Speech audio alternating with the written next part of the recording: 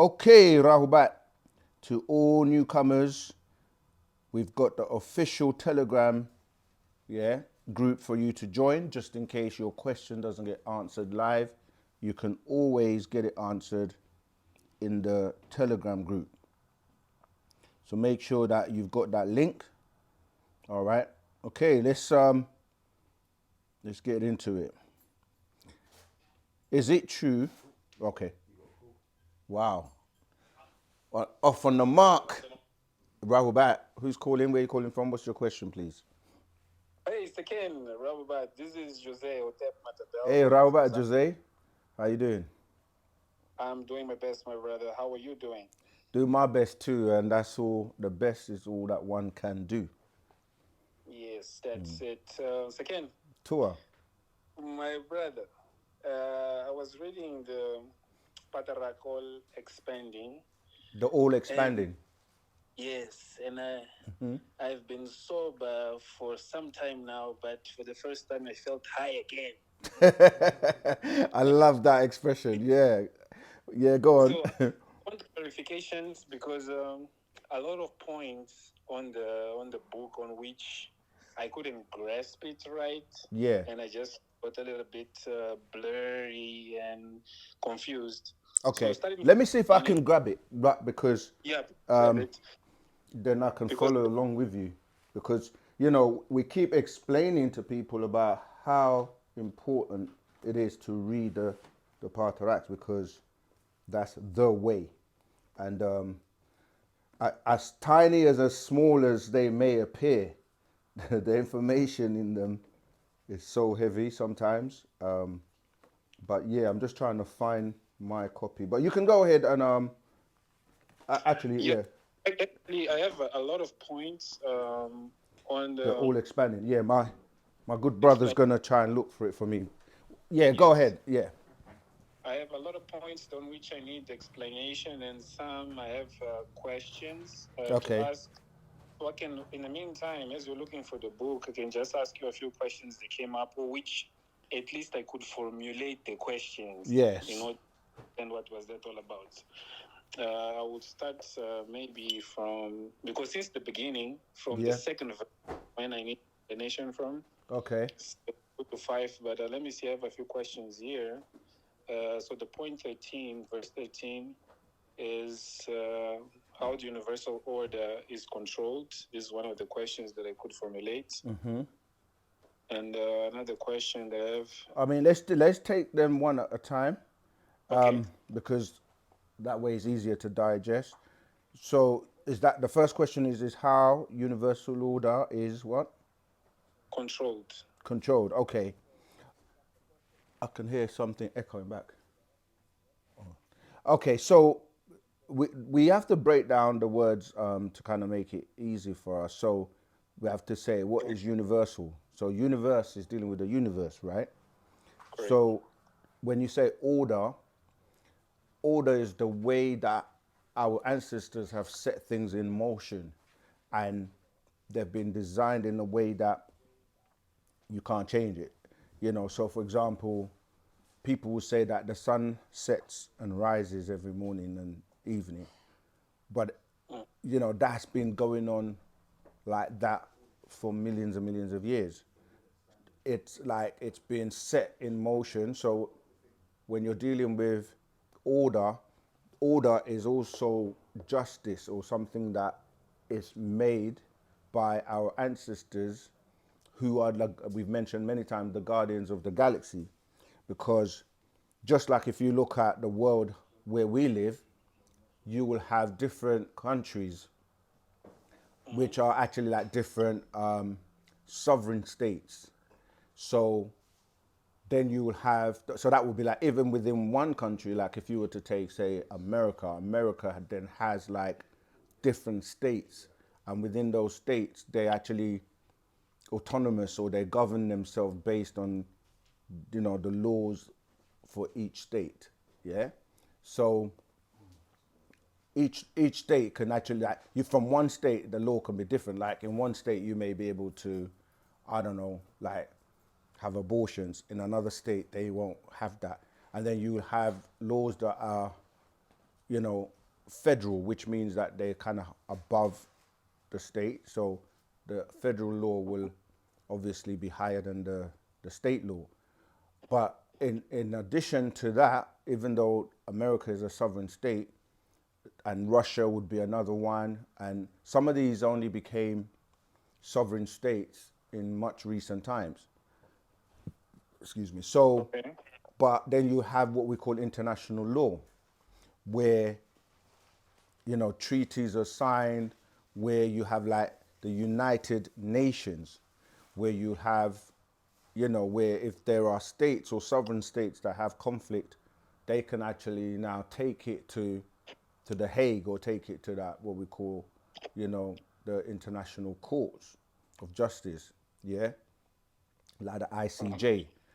And I'm building up to say that the bigger you go in terms of a country and then nations, and then you'll have like the planet, then you have the galaxy. So you also have beings from different galaxies that make up a galactic council, right? But Okay. in addition to that, you will have the most intelligent beings, or what we refer to as supreme beings, who are like the highest beings that actually create and put things in motion, like the galaxies and the universes. And when we're talking about universes, we're starting to look into multiverses, omniverses, all right, or the omniverse. And so when you're saying universal order, you're literally saying the order that governs the universe.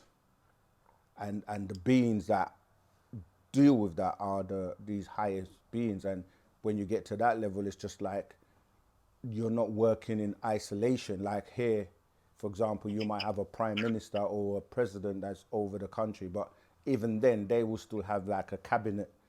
But when you're dealing with these higher beings, you're dealing with councils, and you're dealing with like, different beings that sit on that council. And so they're the ones that will be those that actually, deal with universal order. And that becomes known as Ma'at, when those ancient beings came here and set up, because remember, they came here and set up a home away from home, even when you're dealing with the Natharu, or most known as the Natiru. So that order became known as Ma'at, or when you're dealing with the intelligent beings, they were raised and brought up, brought up in like the highest orders, which would be like the order of Melchizedek, the ancient mystical order of Melchizedek. And beings were then initiated into these orders, the Zodoks or the Zodokites. And that's how, the most intelligent beings will be a part of those orders to get the most, I guess, like important or potent information about, like anything to do with supreme information and supreme beings. So does that help with that first question? Well, okay. Let me just to ask to test the comprehension. It will be accurate to say that universal order is controlled by beings from different galaxies that make the council. No, that would be the galactical order. So you've got beings that are part of the Galactic Federation, which is a federation made up of different beings from different galaxies. But then above that, you're dealing with the universe, which is only certain beings. But again, those beings would be the highest beings. So they would deal with the universal order. Okay, so are beings from different universes that control that make the council. Yes. So can you grab the 9? The 9, I think it's up there. So I'll read something quickly from the 9, which will kind of maybe put it more into perspective for you. No, I'm sure I put it over there. It's not there? No. Okay, I'll look for it at some point throughout. Yeah, you've got it right. Right, let me see if I can find it for you. So yeah, have you got the book The 9 by Pana Babyanun, the master teacher? No, I don't have the 9. Okay. For those that are watching, this is it here. It's called The 9. All right, let me see if I can find that bit I'm talking about.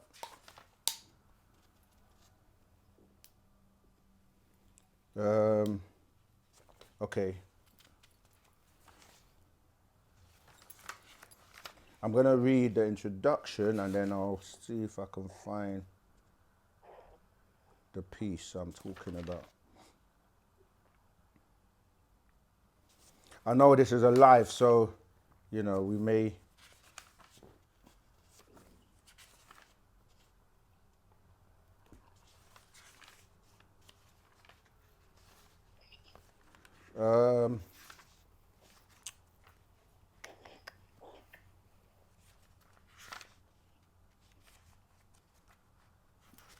okay.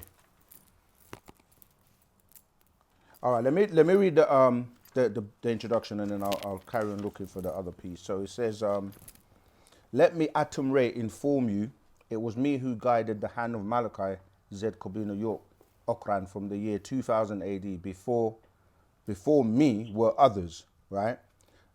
I am of the 9, born of Nunet and Nun. So I am named Primeal One, called Tum, from the word perfect, entire, perfect, entire. The same word in Arabic is tamam, from the Hebrew tamim. It says, one who is a perfecter. I am here in order to perfect the way by way of the truth. Wu-Sabat, wu-nuwapu. We, the 9, are the guardians of the underworld. That is Sirius, the chamber of the south, in the book of Job, Ayub 9:9. And he says, I entered his body when he was first born. He is a medium, a channel. By way of him, we are able to transcribe out formation into information for you all, the lost found people. We searched for you many years until he found you all amongst the sleeping under a hypnotic trance, not remembering self and kind. We returned in 2003 and again in 2013 AD. Yet you all were not ready to depart towards home. We tried to communicate by way of the white and the red races. However, their nature was weak and wicked. We have visited the brown and the yellow races. They are safe by way of us, and many white and red women are safe by way of mixing their seeds with others, because the end of their species has arrived. The year 2000 AD and the 21st of December 2012, the new cycle called 9 support deities in the language of the Mayas, engraved in the year 669 AD, the Tortuguru inscription. It is now the 5th world, the first of the next 6,000 years, the 7th day, the millennium. We are from Orion and Sirius, guarding the overseers, the watchers. We will soon depart from here for the final time. You all are the 13th lost tribe the Nuwapians found. So there you heard the brief mention of him being one of these 9 guardians, and that's who I was referring to. But in the 9, when I can find the other part, it explains a little bit more about the 9, the Council of 9 that I'm referring to. But go ahead with your follow-up or your next question. Okay, the next one is on the verse number 7, all expanding. Did we find all expanding? No? All expanding, Yeah. the Pataras, Yeah. which mentions incarnated universe. I got lost here. How can a universe be incarnated?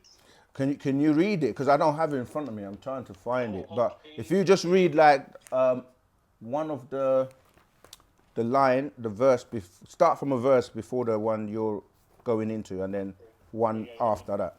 Yeah. Let me just quickly open it. Hold on a second. No problem. We have to be mindful that this is a line that many people are going to course through, so we can't hug it up for too long. But go ahead. Okay. All right. Let me read it here.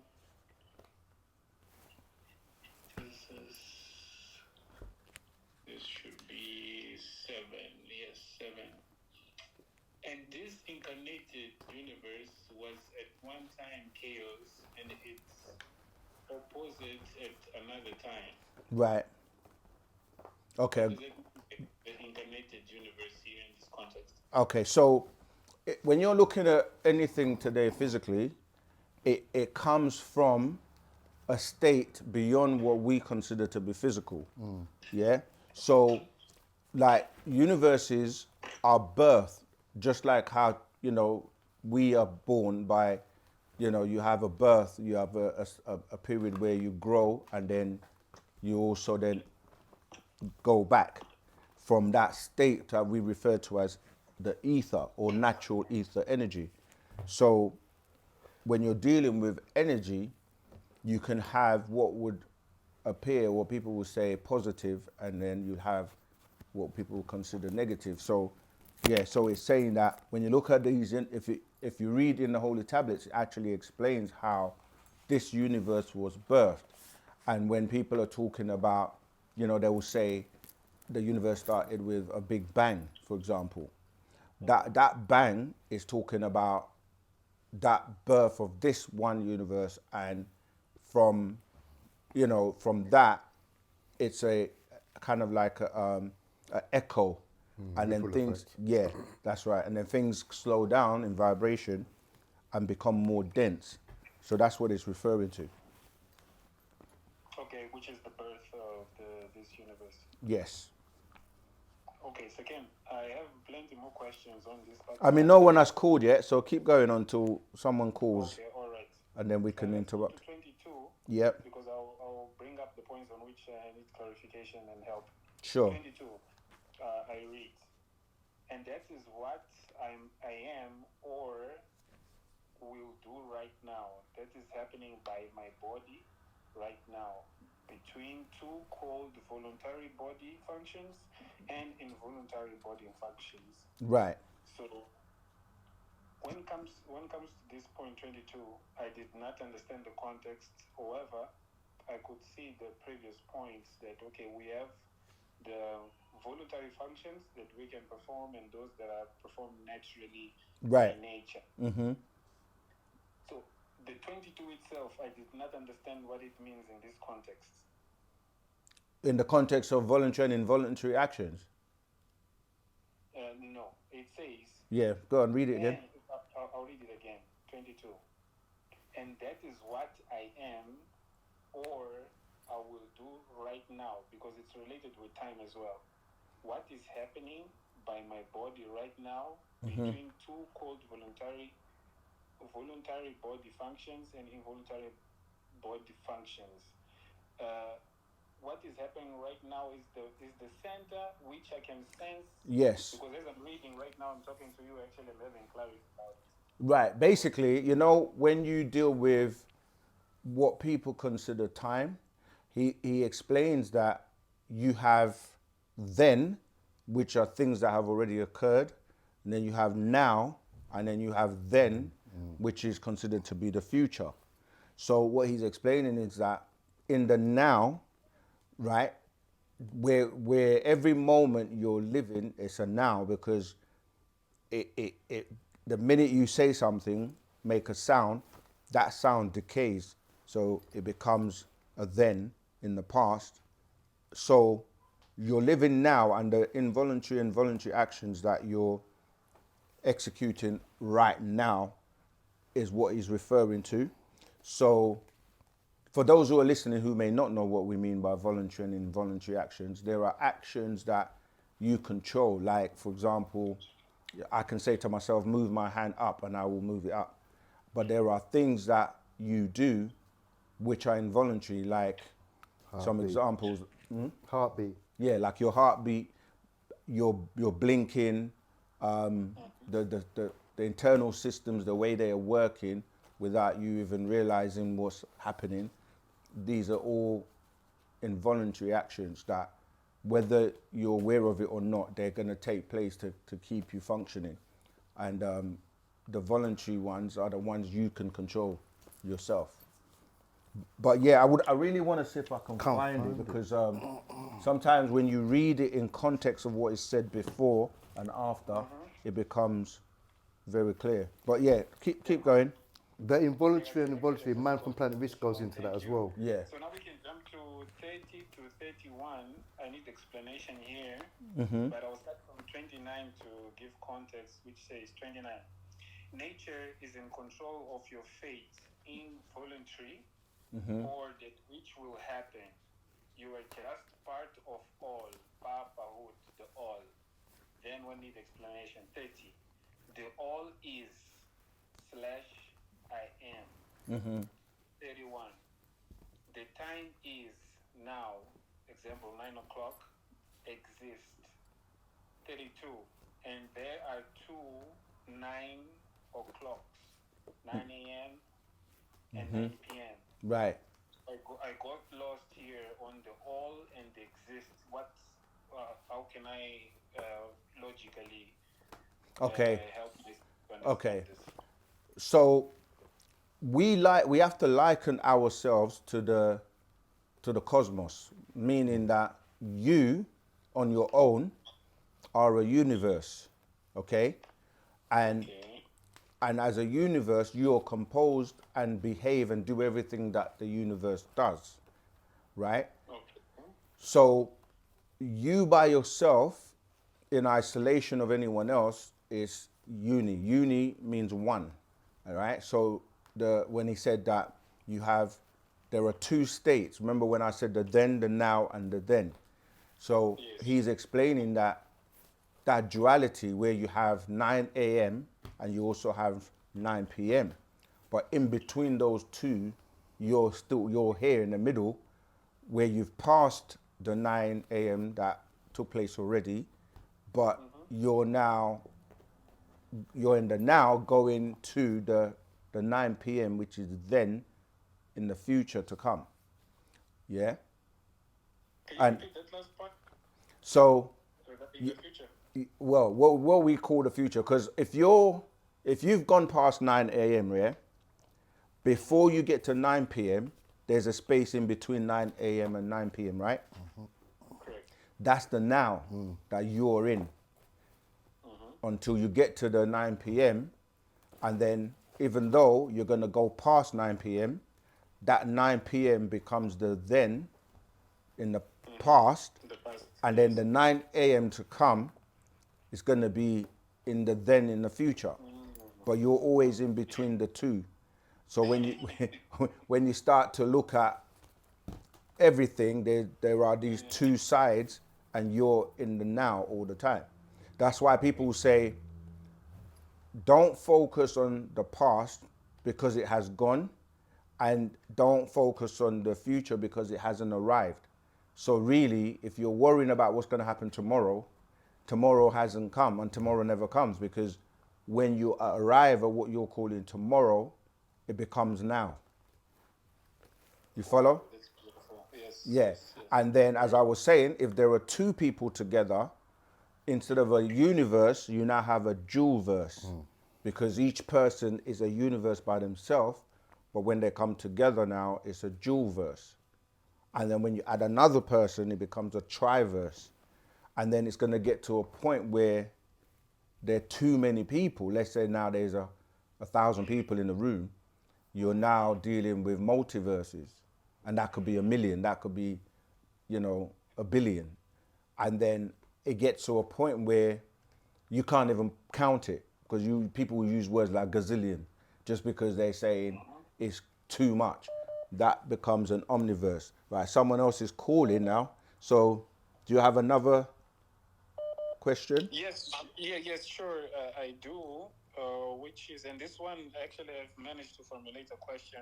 Okay, let's take that one, and then to be fair to everyone else, we'll take some other calls, and then you can call back again throughout the show and just ask more so that others can get their questions answered. Okay, perfect. Yeah, this last one for this one would be, are we omniverses or we operate in different verses, per se? Excellent question. So individually we're universes, but each person is connected to the other person. So we're all a part of the all expanding, which is what the title of that Patarak you're reading is called.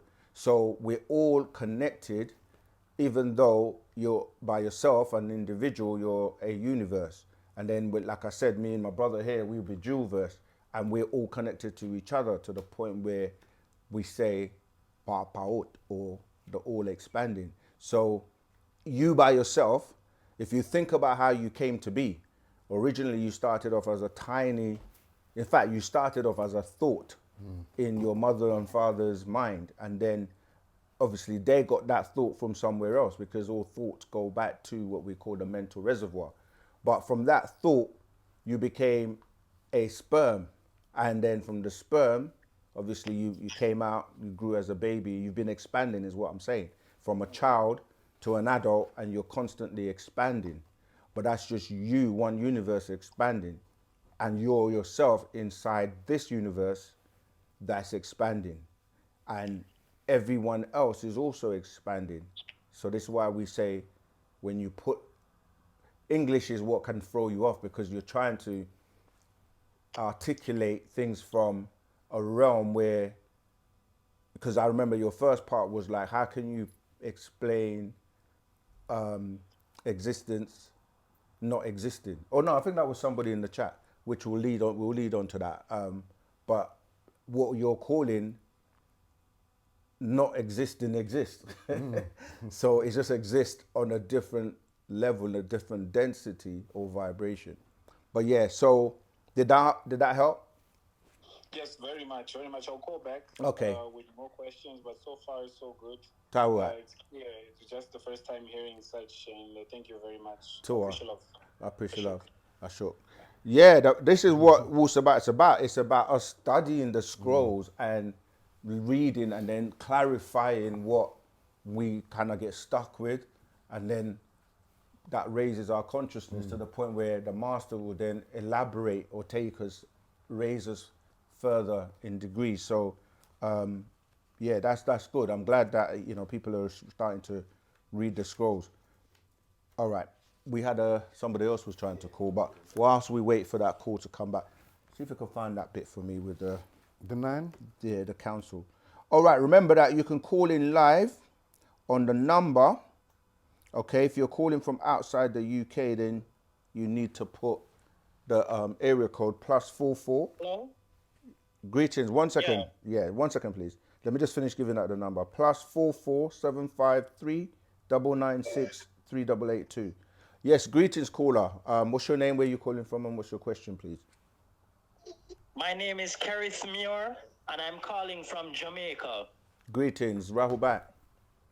Okay, so my question is, one of the times when I was watching Sequin Talk, he said something like Hitler created a humanoid being. Like Hitler, he dabbled in the occult and supernatural science. Correct. So he was able to create a humanoid being. Is that true? And how did Hitler get the means to do such a thing in the first place? Yes, because Hitler was in contact by way of a Madame Blavatsky, who was a part of the Thule Society, and they were an occult, and they basically were in contact with beings known as the Pleiadians, from the Aldebaran star constellation, and these Aldebarans were the ones that were influencing him and giving him the idea, and they also gave him technology and stuff so that he had an advantage during the war, and they gave him things like the hovercraft, some cures for like some diseases and things like that. So that's where he got that idea from, because just like the Yaqub story, where Yaqub also was influenced by way of his brain that was being telepathically influenced to produce what was known as the Flugerods. So yes, Hitler was in contact with these witches that were basically able to channel these Pleiadians beings, who eventually also, manifested and appeared themselves to him later on. And that was referred to as the Aryan race. He was trying to create, to him, a perfect being, which was in the image and likeness of those Pleiadians. Because if you know that Hitler, if you saw him, he had brown hair and brown eyes. He was from Austria. So he didn't see himself as that being, supreme being, because he wasn't blonde hair and blue eyed. It was by way of these Pleiadians. Go ahead, brother. Okay, so I'm confused because Christianity make it sounds like Yahweh or Yahweh is the only one that knows how to create life. Well, as you said, they make it sound that way, but it's not actual facts. I mean, humans are creating babies every day. In hospitals, even, you know, like now you're dealing with, it's a scientific process where you can take cells and take genes and create all types of, you know, beings. And these Pleiadians are the ones that are responsible for religion. Okay, so one last question. Sure. These Palladians, do you believe that they are really good, willing, and benevolent beings? They're not. And we don't deal with belief, because what you have to know that is on the planet today, everyone that you see has genetic markers, and their DNA and their genes tie back to their creators or their original ancestors. And that's how you know that there are beings, or there were beings on the planet a long time ago that were blue eyes and blonde hair, which you hardly see nowadays. And when you see people with blonde hair now, a lot of the time that's like coloring, you know, like bleaching their hair and stuff. The original Nordics, as they were referred to, they are hardly, you don't see them anymore, because their DNA and their genetic markers were programmed, you know, by way of the ends of their chromosomes with the telomeres to basically, after 6,000 years, to fade away. And that's happening and has been happening. This is why you hardly see those original Nordics anymore. You see offsprings and people that were mixed, but yeah, those are pretty much extinct. Okay, so if I meet a Palladian, don't trust them. Well, they're agreeable and disagreeable in every race and in every extraterrestrial species, but I mean, it depends what business you're doing with them in the first place, because there are some who have appeared to people, and the master teaches us by way of the scrolls that some of them will appear and come like they're friendly or like, but then they will twist up and tell you, you know, they'll basically double cross you, or, you know, yeah, in the end. But really, people should be aligning with their ancestors and the ones that are, like you say, you can trust, that will look after you and not, yeah, sell you out, basically. Okay, so basically it's like, just like how you have good and bad human beings, you're bound to have some good and bad Palladians. Do you know what? The terms good and bad, it's just English, because something that is good to one person can be bad to someone else. Because it's not really good and bad, it's really, nature deals with agreeable and disagreeable, like what works in a particular situation. So this is why the master gave us the example. If I asked you, for example, is fire good or bad? What would you say? I would stay neutral to that question. I wouldn't answer. Well, that's what it is, and that's called will. Will is undecided. I hear people try to explain will a lot of the times, and they forget that until you decide either way, it's neutral, right? So fire would be designed for what it's designed for, and depending on how you use it is what's going to make it agreeable or disagreeable, or people will interpret that as good or bad. So the example that I remember the master using on the recording is, you can take fire to cook food and to warm a house or warm a baby, but you can take that same fire and burn the same house down. That's all right. Or harm that same baby. So it's about what you do with it, because it's really dealing with, it's elements that exist within, you know, the chain reaction of what the our ancestors created. So fire is not good or bad, it's just there to be utilized in a situation for what is necessary. Oh, and earlier, did you say that the Palladians may have used their own DNA to manipulate our DNA or advance our DNA? No, So no, for no, some not our evil DNA. selfish reason? Not our DNA. What I'm saying that the different races on the planet are directly related to specific extraterrestrials. And our ancestors would be what we refer to as the Panatharu.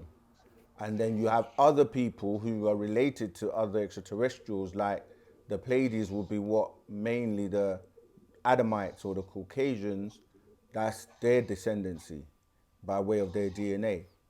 But obviously, Africans being the original beings on the planet, anything that came afterwards had to take the blueprint from those original beings. You see, so there's been a lot of mixture and hybrids that have been created, but like you have different races on the planet where they worship the deities they worship are in their image and their likeness.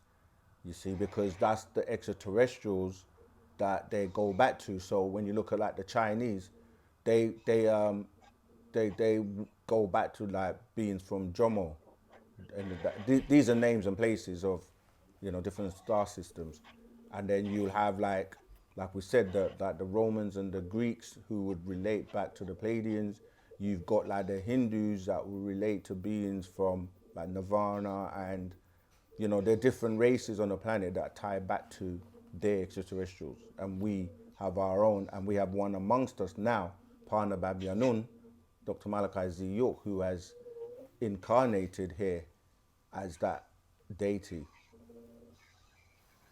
for us. Oh,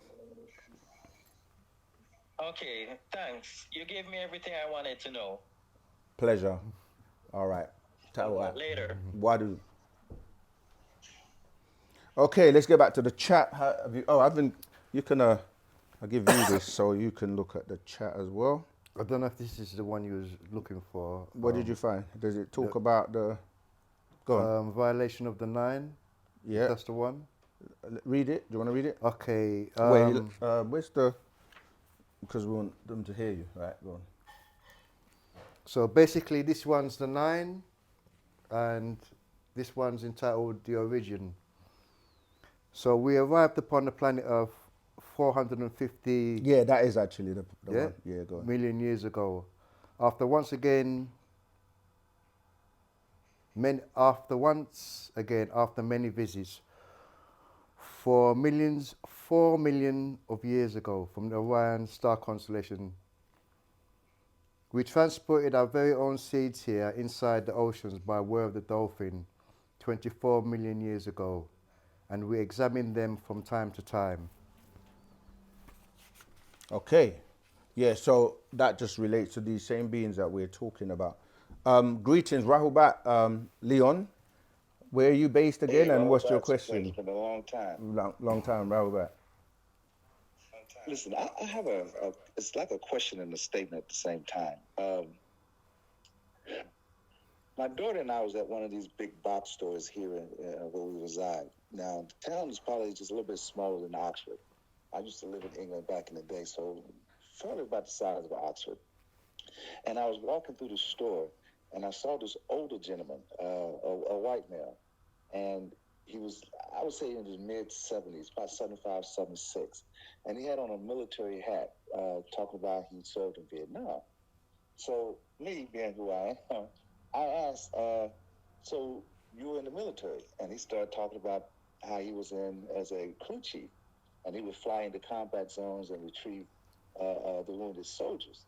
And as he was speaking, my thought said to myself, well, what about the African-American soldiers that were over there fighting? A lot of y'all refused to pick them up because you didn't want blacks on your aircraft. And this is all fact. And as I was thinking that, he responded with an answer. He was like, oh, yeah, we served everybody. We were with the special forces, blah, blah, blah, blah, blah.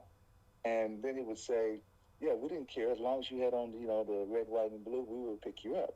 And I was like, yeah, so just sort of like the same service that they gave the Tuskegee Airmen. He said, you know, we really don't care about the discrimination part. When we were soldiers, we was picking up every time I had a thought regarding what the life was like as an African American in this country, even to the present day, he would respond to it and answer. So as it's starting to get, you know, a little creepy to me, I thought to myself, well, I'll let him know that, you know, I'm here with my daughter and we're shopping and I need to get back to attending to her. And as I thought this thing, he abruptly says, well, I'll let you go. I know that you're here with your daughter and you want to get back to what you're doing. And I looked at this man and I said, I think this cat was reading my thoughts. What's your thought on this? I'll let you go and Okay. listen to you offline. No problem. Tawat for your question. Thanks for your question. Yeah, I mean, this is something we teach in Wu-Sabat, that telepathy is real. And it's a matter of developing that, because you have the ability to do mind-to-mind communication. Funnily, we were talking about this today because I seem to be able to do that a lot these days.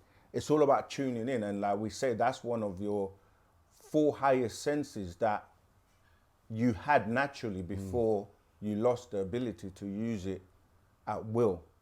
So that's telepathy, intuition, psychometry, and clairvoyance. Clairvoyance, yeah. So these are abilities that you can work at, and once you receive, or if you're fortunate enough to receive your barythry gland to be replaced, you'll have access to those senses and more use of your brain. And there are people who have gifts. Many of us have different gifts. Some people are naturally telepathic, because when the gland was removed, it was not completely removed because there were nerve endings that were left over. So you can do it from time to time, although it's random. You can't just do it every time you want. So this is why sometimes you might think of someone, you've sent them a message and they've actually received it, and they will call you and you'll be like, man, I was just thinking about you. And or you might bump into someone and you were just thinking about, I haven't seen that person in a long time. You know, so we have to realize that we're moving into different dimensions where the vibrations, and if you're in tune with those vibrations, that you're going to start to have these abilities come back. We've been dumbed down with using all of these devices, and not, like the master put it, we haven't been exercising our brain, because we've allowed the introduction of technology by way of these extraterrestrials to dumb us down. Because I remember when you used to remember everyone you knew's telephone number. Like, you didn't have it stored on your phone, and you wanted to call someone, you had to remember their number. And like, now looking back, it's like, how did we have so many numbers? All your family members, all your friends, you knew their numbers, and now you don't, because everything is stored, and most people don't even know their own numbers. That's real. You ask them, what's your telephone number? They'll be like, oh, ring me, and then I'll see your number, and then I will respond. So yeah, we just got to exercise and use our brains again, so that we can develop those capabilities again. All right. Do you want to add anything to that? Yeah, they've made us more lazy with this modern technology, man. Yeah. Cola says, hello, I just joined the group and I'm also enrolled in the course. Can you please tell me where I can find a list of books and the order I should read them in? All right, so the first part of your question is, in the course, you actually get a list and the links to all the books. You just have to get to that part. But in any case, we post the links in the comment section of the stores, the UnitedSapiensWorldwide.com. That's an online store that anybody anywhere in the world who has internet access can utilize to find the scrolls. And also in your local jurisdiction, you may have a local store, and they may also have their own website. And in the UK, there's a store that you can link to, nashat.co.uk. The second part of your question is really interesting, because people, they come from the Adamite system of the way they teach, and they think that everything has to be in an order, in a sequential order, that you have to get A before you get to B, before you get to C. Wu-Sabat is not designed that way. The master purposely put the numbers, although they have, you know, the numbers, scroll numbers, series number, etc. You can read them in any order. Of course, there's a series, like you might focus on the God series, or, I mean, these are some of the older Christ scrolls, series, the Christ series, the Supreme Mathematics series, or you might read, let me just focus on the Patarak and read all the Pataruk. And then you might say, oh, let me focus on the Master Secrets, or you might focus on the actual facts. Or you can jump around, because he says your godliness or your ability to then pull the information together, regardless of what order it's given in, makes you a part of the process. You see, so he's making you work and put it together, and then you'll be like, oh, that makes sense. Oh, that makes sense. You start to get these DNA explosions as you evolve in the, you know, the doctrine. Yeah, the way he's taught us is like you have to fit the jigsaw puzzle yourself, put it together. And that in itself shows your divinity. Yeah. Yeah. The whole point of dividing things up is what confuses people, because in the way the Adamites teach, they break everything into different parts, and you don't learn. It's like if you only study about the finger and don't know how the finger is connected to the arm, and the arm's connected to the shoulder and to the torso, etc., you don't really have any idea unless you study from a holistic point of view, you see. So when they break things up, like you go to a university and you get different curriculum and different sections, but you don't learn about the entire universe. So you go to university, we'll come out not learning anything or knowing much about the universe as a whole. So yeah, the way the master teaches is a completely different way. And often people come with a mindset of how they've been programmed and expect to bring that into Wu-Sabat, when Wu-Sabat doesn't work like that. It's completely a different way. It's a different culture that you have to, I guess, adapt to. Yeah. Okay, let's keep going. I've got one here. Chaser, I don't understand quite who created us. That's right. Who created us? Should we fear the Anunnaki? So the question is who? HU is a being in ancient Egypt who created you. So in the question is the answer, because he's the creative force of will. Creative force of will. You see, so when you know about these are the beings I was talking about. They're like the higher elemental beings. You got different types of elemental beings as well. Something coming in here? They say something flash. Yeah, I think someone's trying to call, but Okay. yeah. So these beings are these higher beings, like where you're dealing with Seya and Hui, Hika and Sia. Hika and Sia. These are tones that are uttered to bring things about, just like the universe had a utterance or a big or a bang or a clashing or a sound that then brought about a chain reaction of things slowing down in density levels to come down to what we are now looking at in the physical world. But each world has a counterpart that is in what people will tend to refer to as the spiritual realm or other realms beyond the physical. All right. You got another one, or should I? But he says, should we fear the Anunnaki? Yeah, you should, because some of them are just they just look at you like food. So if you don't want to be on the menu and don't want to end up on the breakfast plate, then yeah. But then the fear itself is something that you should not really have, because the only thing you fear is fear itself. And fear is really, like we say already, false evidence appearing real. So it's about knowing. When you know something, you kind of eradicate the fear. You know what to do in that particular situation.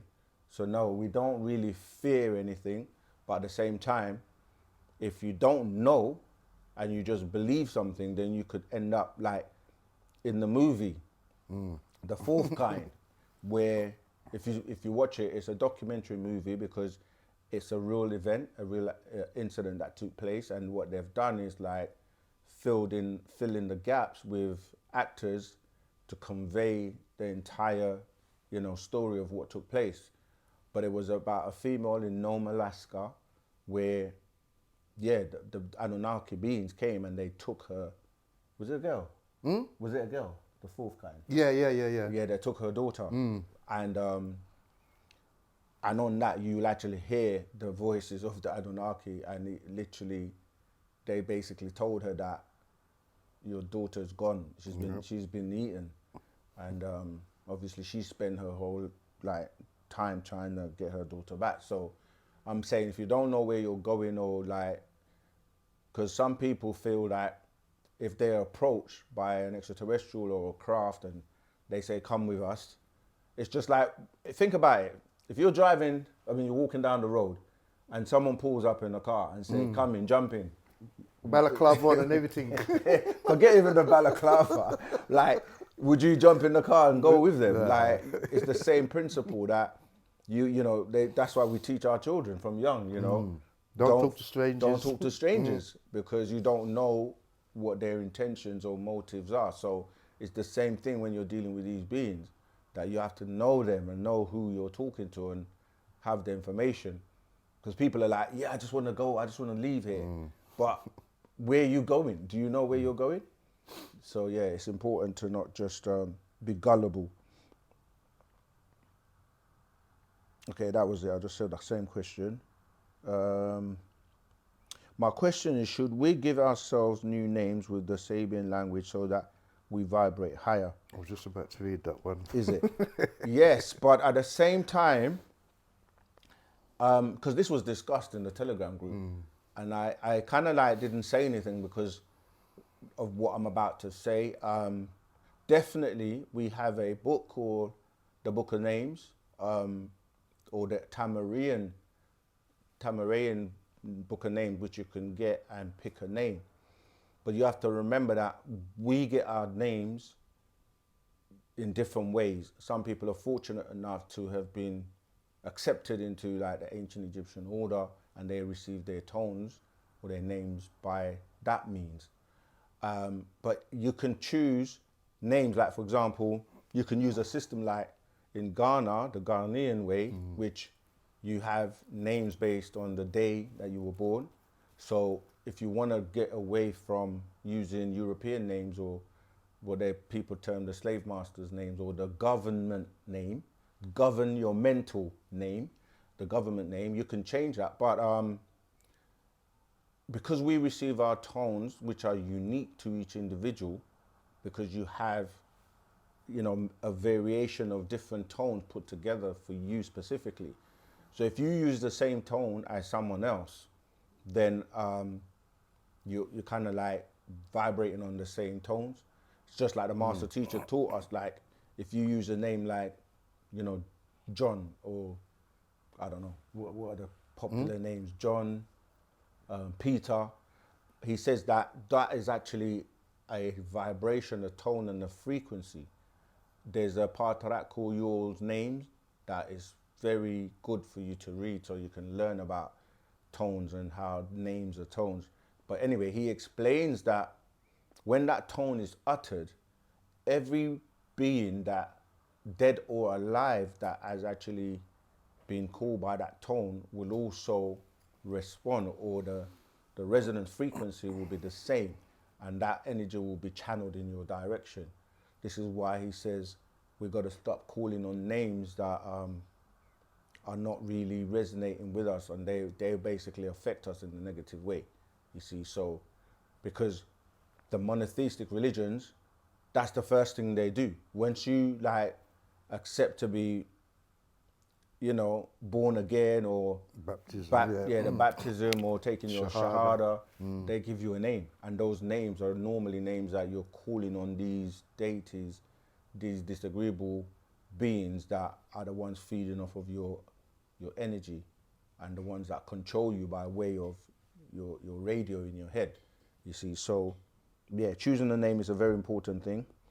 Even in our culture, you know, we name people based on their nature, their characteristics, and didn't just pick names or make up tones that are, you know, harmful to you. Okay, do you guys work out? Yes, we do. Well, are you still working out? Walk. I do plenty of walking. There's plenty of walking. Yeah, we do work out. I mean, I don't know if what more. I don't want to show you my 12 pack here, man. He says 12 pack, you know. Yeah, we do. We do work out. More like I do a lot of nature stuff, walking, cycling. You know, we do some circuit training. I have a personal trainer. So yeah, we do work out if that's all you. We're all supposed to work out, to be honest, because your body is designed, like, you know, for you to get cardio, for you to get that heart pumping, or stretches. It doesn't have to be like strenuous, like lifting weights and, you know, like, you know, walking is one of the best forms of exercises you can do. Breathing. You need to get fit so when them reptilians start running after you, be able to run, mate. Because if you're not, I don't even think the run is you're gonna be able to run. These beings, some of them are really like tall and they're very far. What's that? Midnight? Is it no? Arrival. no, that midnight. Midnight Meat Train. Yeah. Yeah, watch some of these movies and you get an inclination of what some of these extraterrestrials can do. Some of them can just twist their head around and turn their legs the other way as well. So, okay, let's keep going. Are there any connection with Wu-Sabat and yoga? Not stretching part of yoga, but the part that unites your... Yeah, of course. All of these come from Wu-Sabat. Wu-Sabat is the original natural nature of, you know, the science of nature. So, yeah, so basically you can... it's all about, I was just saying, we have the book of, the breath book, which deals with how you breathe, you know? And yeah, so when you say yoga, yeah, a lot of these come from our African... We actually have a AEO school called EMA, which is ancient martial arts. Yeah, it's ancient Egyptian ancient AEMA. That's what I'm trying to remember. Yeah, ancient Egyptian martial arts, which tells you how these guys like Kung Fu and all these, you know, yoga and all these things, Tai Chi, all of these things come from our ancients, our ancestors. Yeah, but yeah, in terms of the self, learning how to breathe, controlling the negative energy, all of that is taught in our culture of Wu-Sabat. Yeah, see, again, you're talking about here, you said that yoga is the essence, the Eastern tradition, yoga is the essence of spirituality. But spirituality is only one level. You have your soul and you have... This is why the Eastern cultures, they will only take you up to 7. And the Bible, the numerical value over the Bible is like 7. And in religion, they talk about 7 days of creation, the 7 candlesticks of the menorah, what other 7? 7 heavens, yeah. 7 this, 7 that. And everyone looks at the number 7 as a numerical value of some kind of spiritual... Yeah, that's right. Connected to the letter G. Oh, look at that. A, B, C, D, E, F, G. Yeah. See, so, and the G is for what? Ghost, God, goblins, ghouls. we can go on and on and on. And you look at that, it's actually if you look at the G, you look at the Masonic symbol, you have the G in the middle, which deals with what? The grand architect of the universe, who they say Goma. Oz and the bar, which gives you the word God, right? So we're saying that to say that as Nagaru, we are 9 ether beings. So we have 2 levels above everyone else. So this is why we say, yeah, 7 and spirituality is one part. We are naturally spiritual. It's everybody else that is trying to be spiritual. So we take it, you know, a bit higher than that. Okay, let's keep going. Do you have one or shall I keep going? Oh, this silver's gone. You said that 90% of the Bible is untrue. Yeah. Can you tell us the 10% that is of truth. Egypt. That's the only reason the Bible seems to be real, is because Egypt is mentioned in there. That's right. That's it. I mean, like, you know what I find funny about this question? People can't let the Bible go. Nah. They want to find that 10% and Yeah. hold on to that now to say, because there's 10% truth, let's hold on to that, which doesn't even make sense mathematically. Like, if I gave you, yeah, you know some people, you have an apple, yeah? It's rotten and you got like flies have eaten everywhere and there's a little corner. Before they dash away the whole apple, they're going to try and eat just that little piece, right? This is where you're coming from. But the truth is really, my brother said, it's Egypt, because Egypt is the bait, because Egypt is real. You know, you can go to Egypt, you can jump on a plane or go to Egypt today and touch the pyramids, see the writings on the walls, and it's real. So by incorporating the real into the Bible, people then think it's real, because everyone in the Bible goes to Egypt for some reason. You have to ask yourself why, you see. So what else? There's really nothing else, if we can really be honest, because it's all plagiarized, it's all copied from a copy of a copy of a copy of a copy. And so we just say it's expired as well. So it's like you buy food and put it in the fridge, it has an expiry date, like, you know, cheese or milk or something. So once it's gone off, it has no purpose. So Certain man might scrape off the little fungus bit, still eat it, but you know, but the holy tablets, yeah, that was the end of the expiration of these, we call them the three frogs or the monotheistic religions, and that the holy tablets completed them, and then the holy tablets itself has also expired. We're not saying, because people always try to twist what we say, we're not saying don't read them, we're not saying that you can't make some use of it, especially when you're talking to somebody that is still caught up under that spell. You can use it to help them come out, but you can't try and live in that day and time, or like live in a religion, because it has to update itself. It's like, let's say Islam. Islam is originally practiced in a place where the climate is hot, so you can wear, you know, those loose cotton suits and maybe slippers with no socks. But if you're living in a cold country, you can't practice it in the same way. You're not going to walk barefoot, you know, in icy, you know, Antarctic. So you have to adapt and change to the conditions of now. Okay, hope that's helped you. So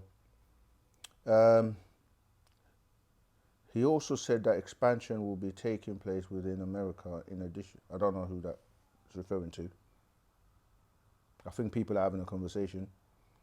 All right, let's keep going. We've had the Super Sabians on the couch about 4 or 5 times in a row.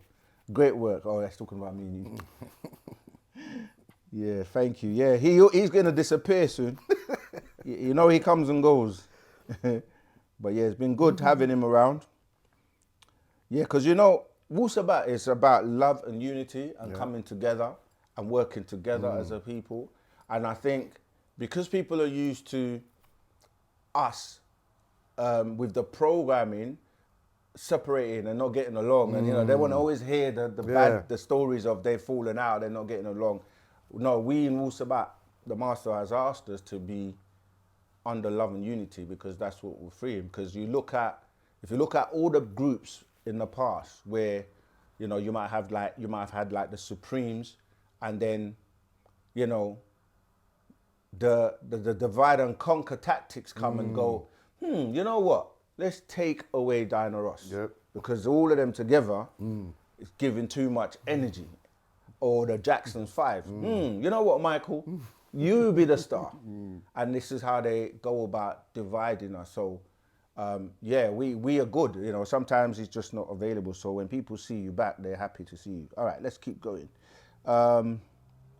Kid Rock is from Michigan. Is that a question? My home state, Elon Musk, is the reason why Donald Trump has so much power, because Elon works directly with the Galactic Confederation. Elon is direct ET lineage. Okay. It's actually the other way around, bro. Like, Nana has chosen Donald Trump as his man to do certain works, like building the Solomon's Temple, which is why there's a connection to Israel, you know, and them wanting to basically eradicate and get the land to build this temple. And so, yeah, and if you notice, you know, you're dealing with someone who they're referring to as a king now, the king of a kingdom. So it's kind of moved away from the president thing. And there's a book called The Last President, which has been circulating in social media. You read that and you can kind of see how this has played out. So he's surrounded himself with, you know, wealthy billionaires to try and make America great again. But we always ask, when was America great in the first place? You know, and we don't mean that, it sounds like a joke, but I'm saying, like, we in Wu-Sabat, we use critical thinking. When you say make America great again, you have to say, when was it great? Who was it great for?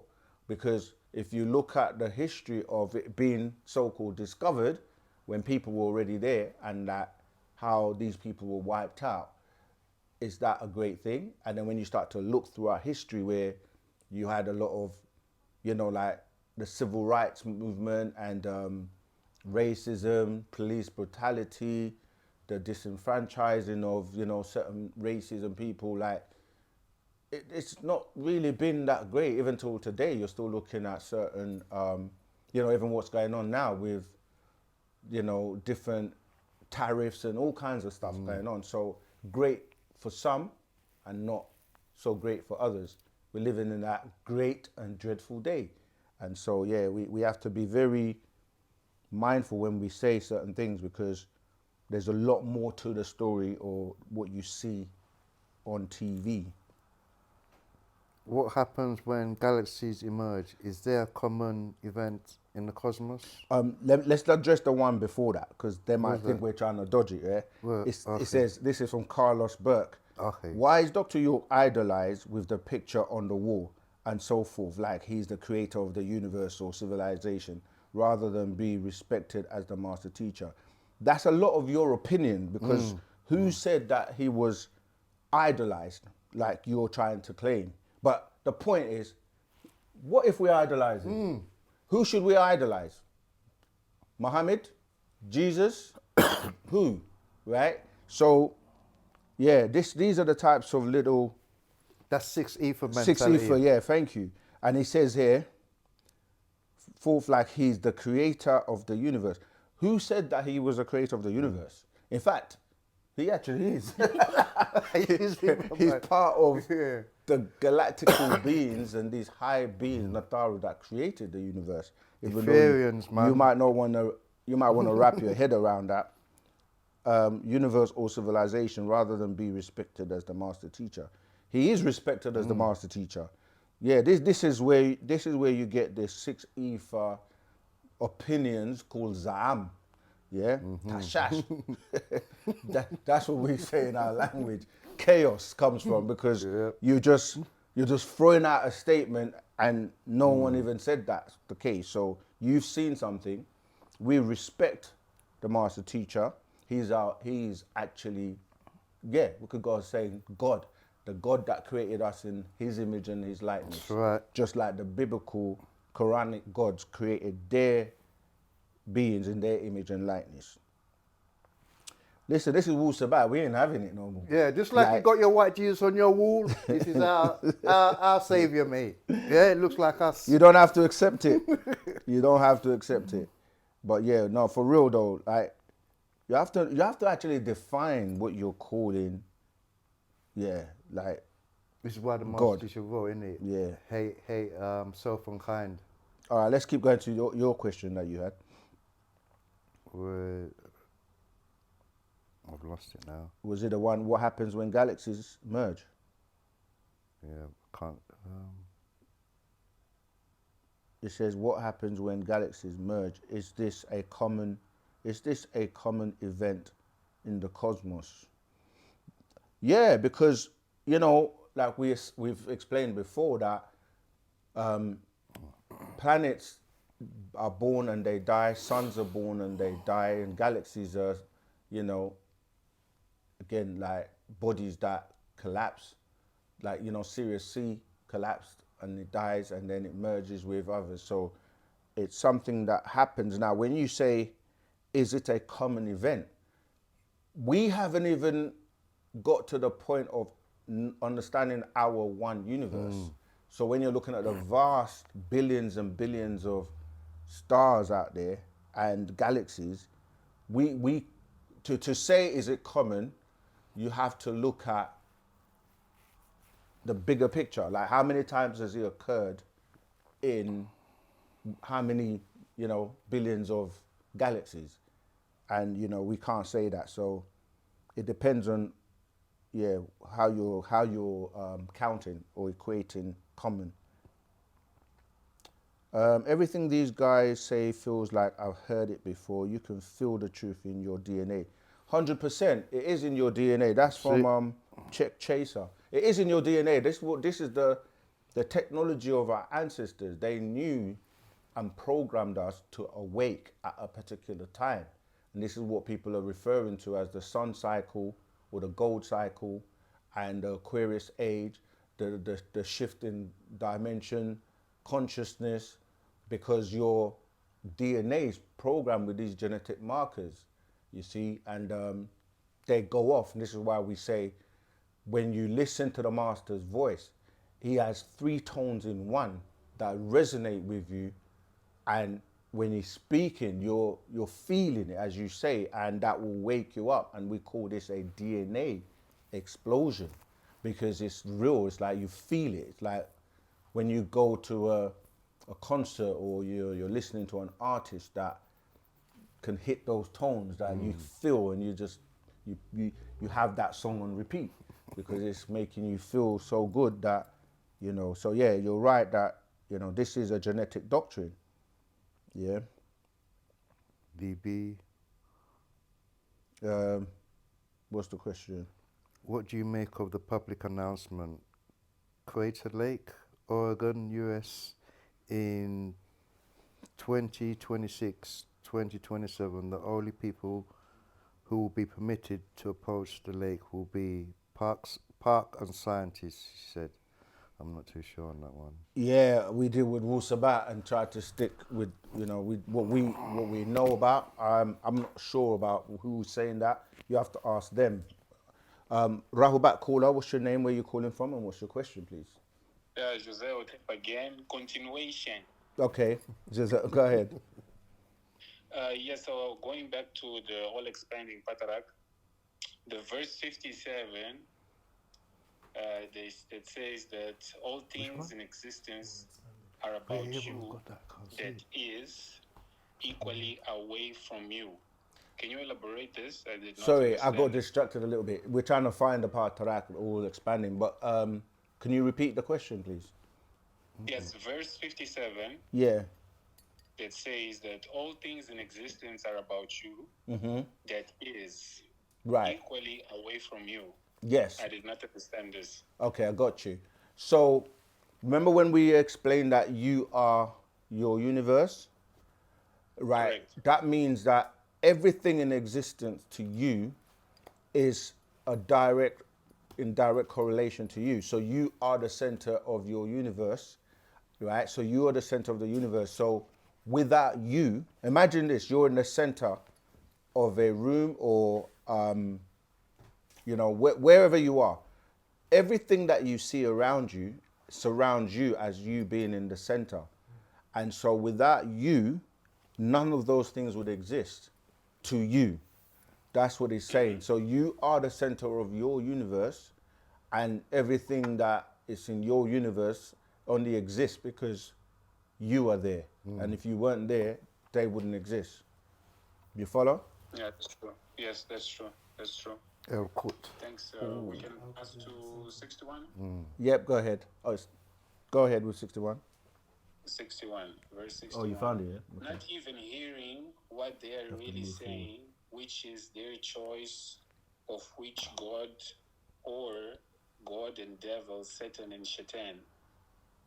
Right, so it says not even hearing what they are really saying, which is their choice of which God or God and the devil. Yeah, so what, you know, like a lot of religious people, they say that this God exists, but they don't have any proof of this God. So it's saying they're not even hearing what they're really saying, because they claim they're speaking to a God, but they don't know where or who this God is, and which of the gods you're looking at is. How do you know you're not hearing a voice from Satan or from Shaitan? Because that's Shaitan is just a word in Arabic for Satan.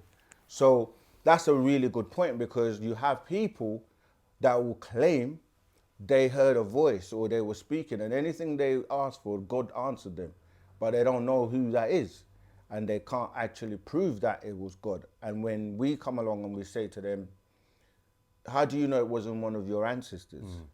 You see, because you've been programmed and given this fictitious story that God can listen and hear you and answer your questions and answer your prayers, but he doesn't. Because if you say to him, can we get rid of all the evil on the planet today? How comes they don't hear that prayer? Or can we get rid of the devil? Can we not have any wickedness on the planet? No starvation. No starvation, no diseases. The first place. Yeah, because the reality is that God and the devil are the same being. So, and I mean that, like, God doesn't exist to you, nor does the devil, unless you believe and accept it. And when you do, you realize you are both God and the devil at the same time, because one needs the other to exist, right? You can't be good all the time, or what you people consider to be good, and you can't be bad all the time. So this is where you have 180 degrees of agreeable and 180 degrees of disagreeable, and you have to work at maintaining the balance, not to go in either direction, and then, if possible, subdue the negative one to the point where it's like it doesn't exist in your life. It's not like it's not there, because if you really need it, you can call on it. So if somebody was to attack you, you're going to be able to use that side that you might look at as being disagreeable. But agreeable and disagreeable are subjective, and this is why I asked a question earlier on about whether fire will be considered to be good or bad, because if you have to save yourself, you will use that side of you that you're calling negative. You see? Did you want to add something? Yes, understood. Thanks. Thank you very much. No problem. Can we have a few more? Yeah, until somebody else calls, we can keep going. Okay, 74. By being there, which to you is here, and you become here to them by you being there. Zero understanding. Please clarity. Okay. Remember the whole thing about, we were saying about then, now, and then, right? Yes, when you say here, what are you calling here? And when you say there, what are you calling there? Because these are just, again, references. What verse was that? 74. Yeah, by being, 74. let's read from, can you go down a little bit so I can read from 73? All right, 1 second, I'm just going to read it. Yeah, so from 73, now, if by chance someone or thing bumps into you, not of your will or choice, contact again confirms you are as a being. So then it goes into 74. By being there, which to you is here, and you become here to them. You see, when you read the one before, it makes it make sense by you being there. So he's basically saying, you are in your universe, as I explained before, right? And to you, that's all that exists. And say, my brother here is in his universe, which to him is here. And to me, my universe is here. And until I bump into him, I didn't know that he existed. And when I do, I say, I've bumped into him over there, and he's saying he's bumped into me over here or over there, but he's in the here and I'm in the here. I don't want it to sound like mumbo jumbo. Is it making sense? Like in isolation, you're your own universe. Physical contact. Yeah, so when you look at these universes, a universe starts from a point in the middle and then it grows outwards, right? This is spiral and it spiral outwards. This is what I said about the growth, and I related that to you starting off as a sperm and then spiraling outwards because you're growing and becoming a baby, and then you become a child, an adolescent, and then a teenager to being an adult, and then you're going to become an elder. So you're growing. It's the same way a universe is expanding and growing. And then you have two people come in contact with each other. So the only person that really knows or is a creator is the female, because she grows a universe within her womb. So she's aware that she's the one creating that universe. So wherever you are to you is here, I'm here. And to him, it's kind of sounding like funny me saying it. He's over there saying, you say I'm here. I'm here. And I'm here, right? When I bump into him, I'm there now, and he's there. Physically. Yeah, that's right. Make sense? Okay, cool. But I think the I master team guess, has I done. guess I would have to listen to this explanation over and over again in Yeah. order to record it. It's fine. We can jump to the next one. Yeah, the all expanding is a very serious part, right? You really have to get your mind really focused to get into it. But yeah, go ahead. Okay, let's move to the next one. Thanks on that one. Let's move to 79. I can read? Yeah, sure. 79. You make reality real in your own world of choice. And the moment you give that up by faith versus fact in those other beings from other worlds, you change your divine fate as God being and become a devil being. Yeah. That is attempting to alter faith as it is and will be. Yeah, so again, he's saying that, you know what's going on in your world, which is reality or real to you, yeah, in your world. So every choice you make, everything that you do in the moment, because you're living in the now, right? That exists. But if someone comes along and says to you to follow me instead, worship me, look in this direction, you stop focusing on the reality, your reality, and you're now giving your energy and focusing on their reality. So then they control you and then make you do what they want. So that means you've given up your divinity. The minute you give up your divinity, meaning you've given up being God, now you're less than God. And that means that you're now listening to someone else and you become the devil because they're now God and you're now the devil, because you need the two. You see what I'm saying? Like God needs the devil to be God. Duality. Yeah, and the devil needs God to be the devil. Without either one, there's no. It's like let me make it a bit simpler as well. It's like, law enforcement, like what we call the police. Yes. What would the police do if there was no crime? There's no job for police if there's no crime.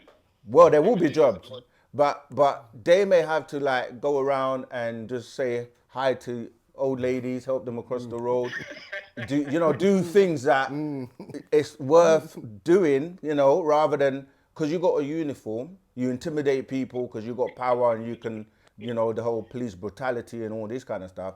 So when you don't have that type of, it's like a soldier. A soldier wants a gun, especially if they've been to war and they like killing, and then they come back home and they don't have anything to do.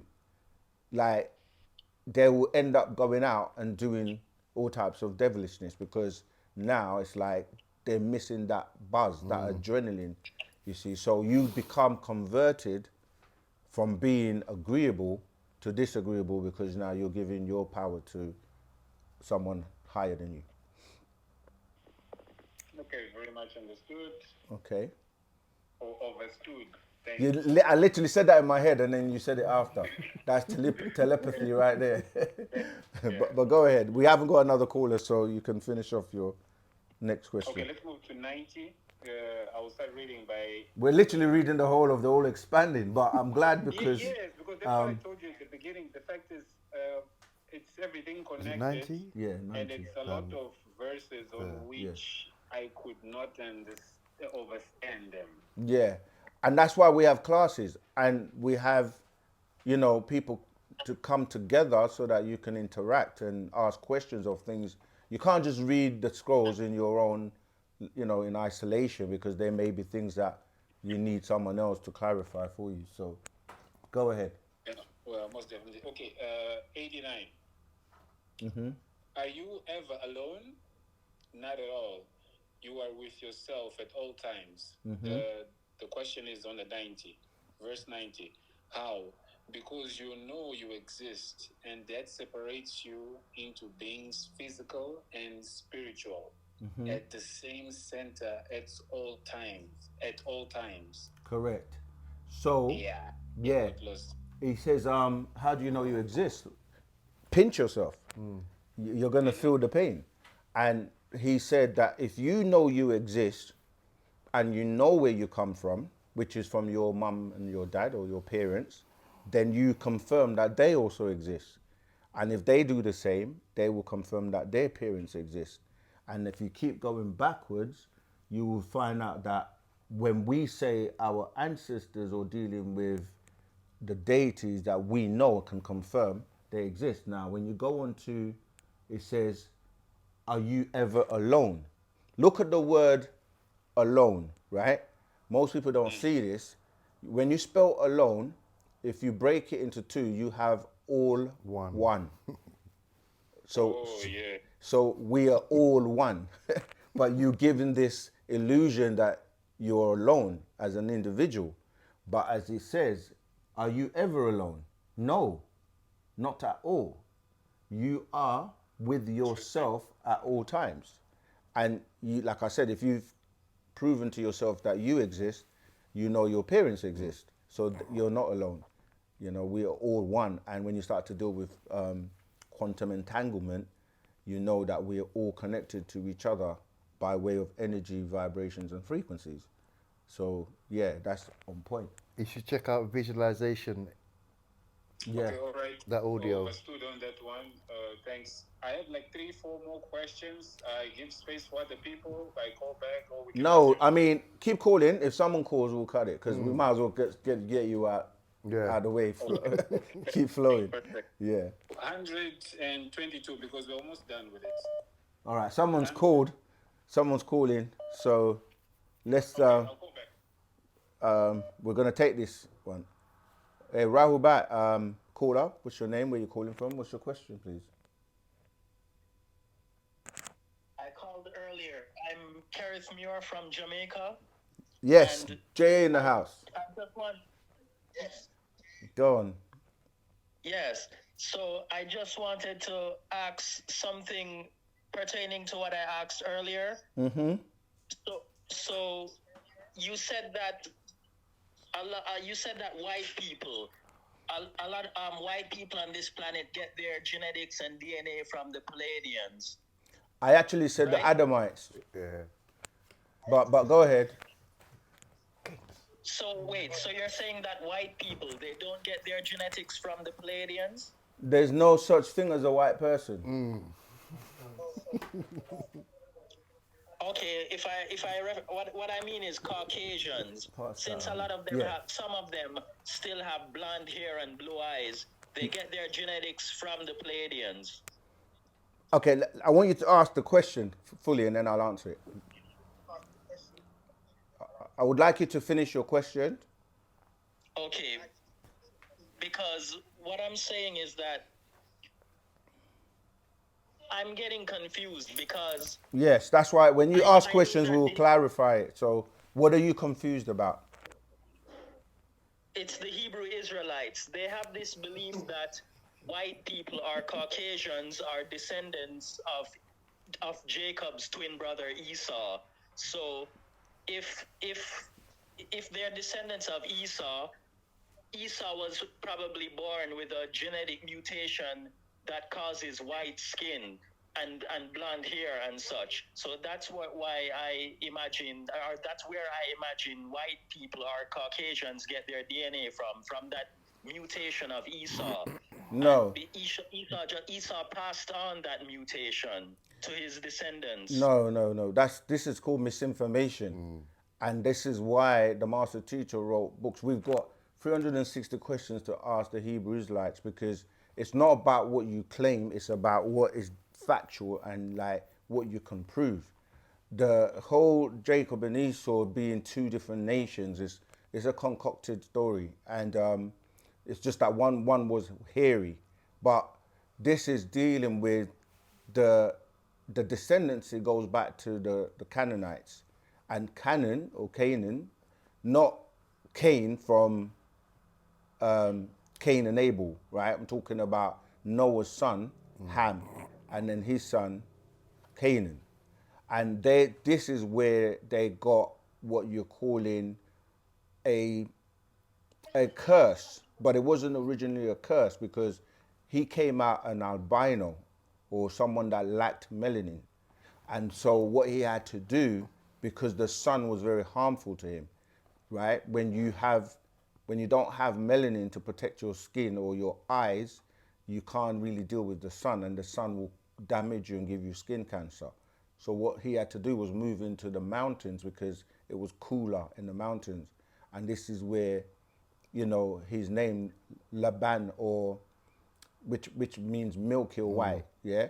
But that is what you're getting where it became leprosy. But remember, I mentioned before when you called that Hitler, the beings known as the Flugerods, which were grafted by way of the being known as Jacob, right? They were already in existence because that was done 8,400 years prior to the 6,000 years of the Adamites and before what we're talking about here when we're talking about Canaan.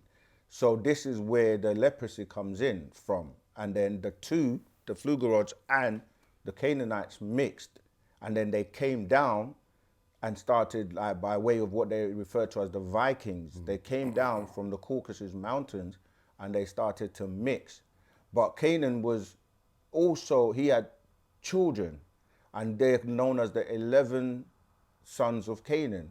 This is where you get what you're calling the Khazars or the Russians and the Sephardim, and they're dealing with being known as the Jebusites because Jebus was one of those sons.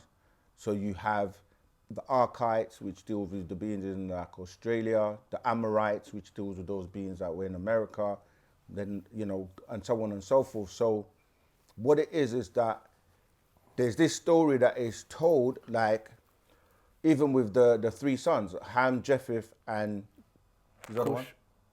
Ham, Japheth, Shem. Shem, thank you. Japheth, yeah. Right? They say that this is where the three nations came from.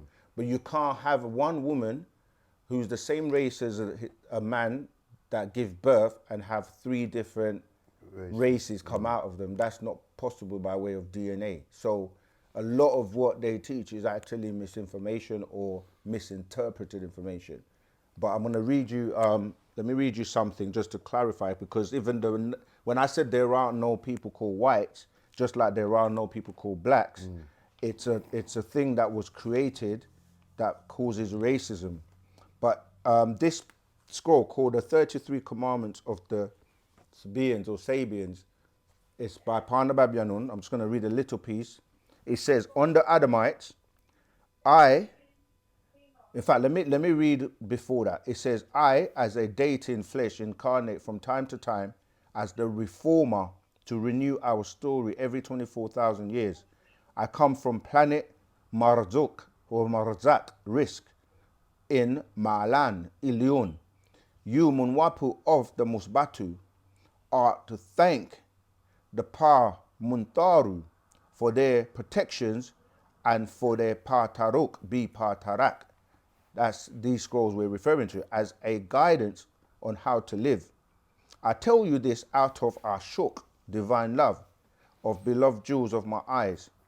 You now have the Sawab, truth, and it will free your mind, body and soul if you accept it. Love each other each one teach one. Pa Munsar, the warner. Live for, of, and by each other. Truth is truth. This is the bit I want you to pay attention to. On the Adamites, I, Pa Munbab, Yanun, do not want you to think that the use of Adamite means all and every so-called white person. So-called. It does not mean that. There were many Murapu, Europeans, on planet Earth long before the making, grafting, breeding of the hybrid seed of the Muadamu, Adamites.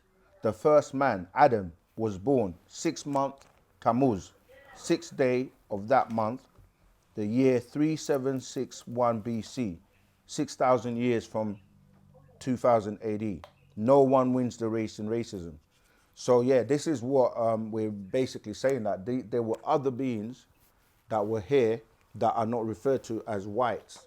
And this is what I refer to as the Adamites, which were basically grafted by way of these Pleiadian beings that we mentioned before. And they were only given 6,000 years to rule and have dominion over the planet. And that ended in the year 2000. And this is why now, due to the genetic markers, they're being wiped off the planet. Does that help? Yes, that helps. And there's something else I'm wondering. This is a question that comes to mind when you said that human beings are related to or are mixed with extraterrestrial races. Right. Now, in the Bible, when it says that these beings called the sons of God had children with human women, and the children of those unions were the Nephilim. So the Nephilim is basically No, like it was the alien Nephilims that half- had the children. That's Genesis 6:4 you're referring to. So the Nephilims, which the word Nephilims means to fall down from the word Naphala, because they came down here, as you said, and mixed and produced offspring.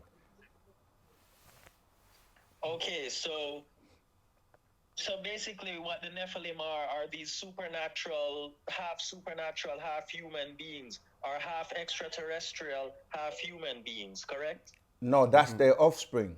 So the Nephilims themselves would be these, like when we talk about these Anunnaki and these beings that came from up down, and then they kind of like rate and produce offsprings, which will then be hybrid, because it tells you that they went in onto the daughters of men, and they produced these offspring that were weak and wicked, and they didn't like what their nature was like. So they became hybrids because they were now part what you would call extraterrestrial and part what you would call human. And there are goodly people on the planet today that still have Nephilim genes. Yeah, down the all line. the people on the planet. To see, you have to explain and break down what an extraterrestrial is. Extra means extra as in addition. And when you're saying celestial, you're saying from outside of the terrain or of this terrain known as the terrestrial plane. So when you're saying that, you're saying anything that comes from outside in is an extraterrestrial. So we are all extraterrestrials, but we're just related to different extraterrestrial ancestors. So, okay, let me make it simple. In the Bible, it tells you that God breathed into man and man became a living soul, right? Yes. So the part of you that God breathed from himself into you would be an extraterrestrial, because it's not from here if God is not from here. You follow? Yeah. So Yeah. everyone that has that breath of life or that part from God who is in heaven as an extraterrestrial is part extraterrestrial. That's not even dealing with the science of panspermia, where we're dealing with meteorites and things coming from outside, bacteria coming from outside the planet to germinate this planet and then create life forms. You follow? Yes. Tua, does that answer your questions?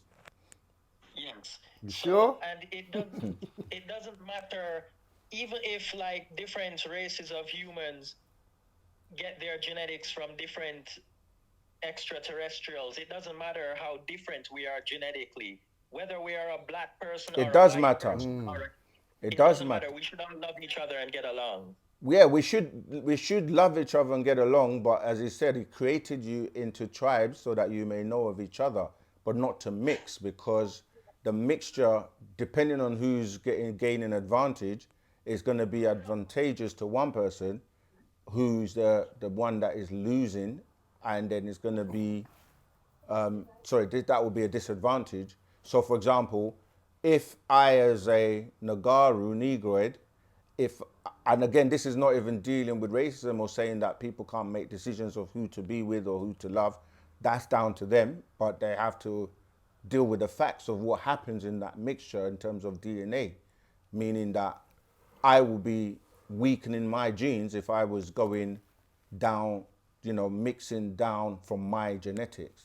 So, for example, you look at Michael Jackson of the Jackson 5, when he first came on the scene, he had strong Nagaru genetics.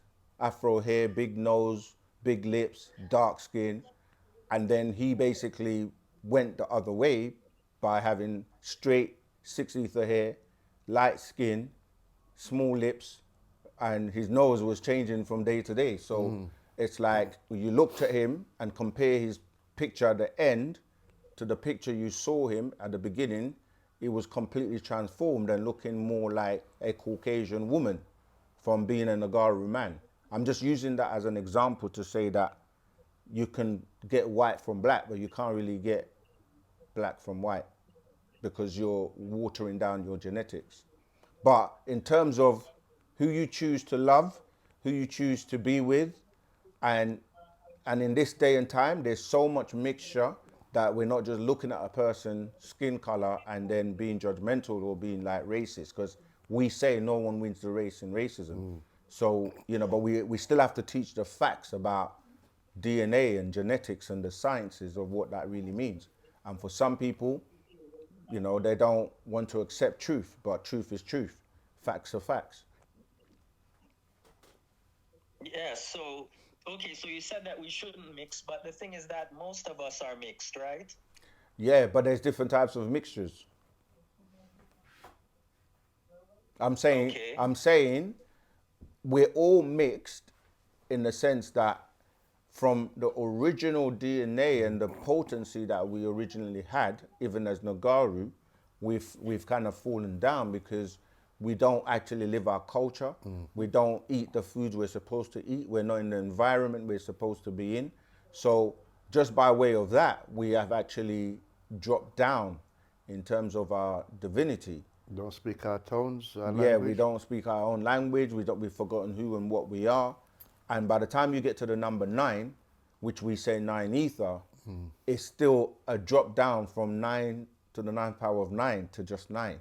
And this is where we're supposed to be elevating back to being those supreme 9 ether beings, and then making our way back into becoming a part of the all expanding as a pure Ethereal energy being. Does that make sense? Yes. All right. Okay. Okay, we have to move on because we have other calls and loads of questions in the chat. All right. All right. Appreciate of your call. Take care. Wadu. Asking if you join Telegram group. Are you in our Telegram group? No, he's gone. Yes, I am. Okay, yeah, you can continue there. We got another caller. Let me take this. Rahubat, caller. What's your name? Where are you calling from? What's your question, please? Right. This is Myron Jarrell Moore calling you once again from Birmingham, Alabama. Mr. Lightning. Oh yeah, yeah. Rahubat. Rahubat.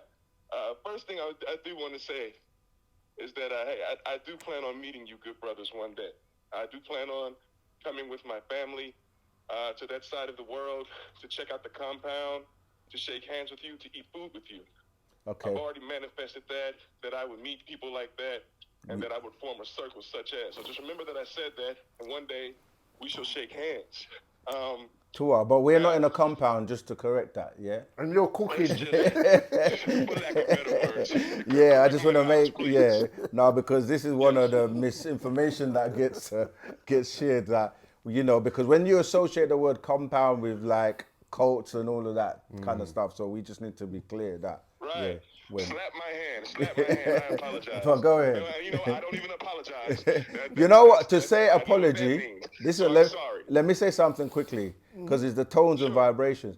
When you say apology, you're giving reverence to the god Apollo.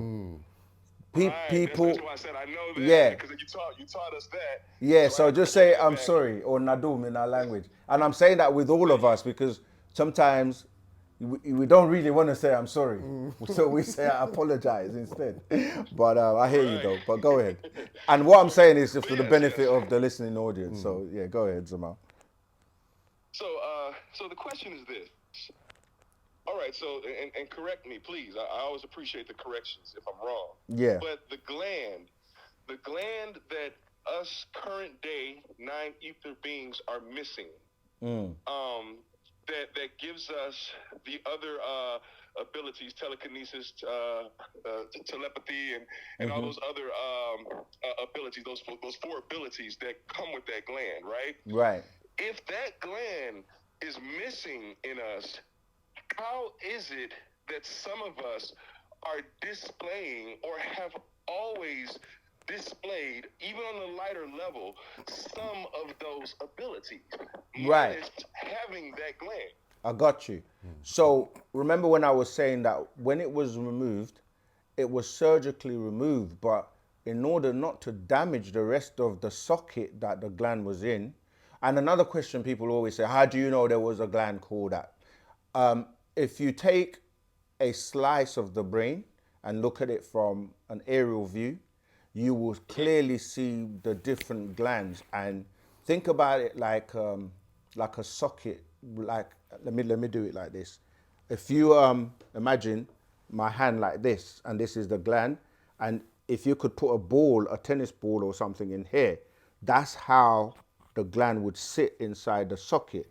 So when it was removed, it's like when you take egg out of or the part that makes the egg out of the shell. So there were some parts remaining. It wasn't removed completely. So you still have the ability from time to time to use those little remnants that remained.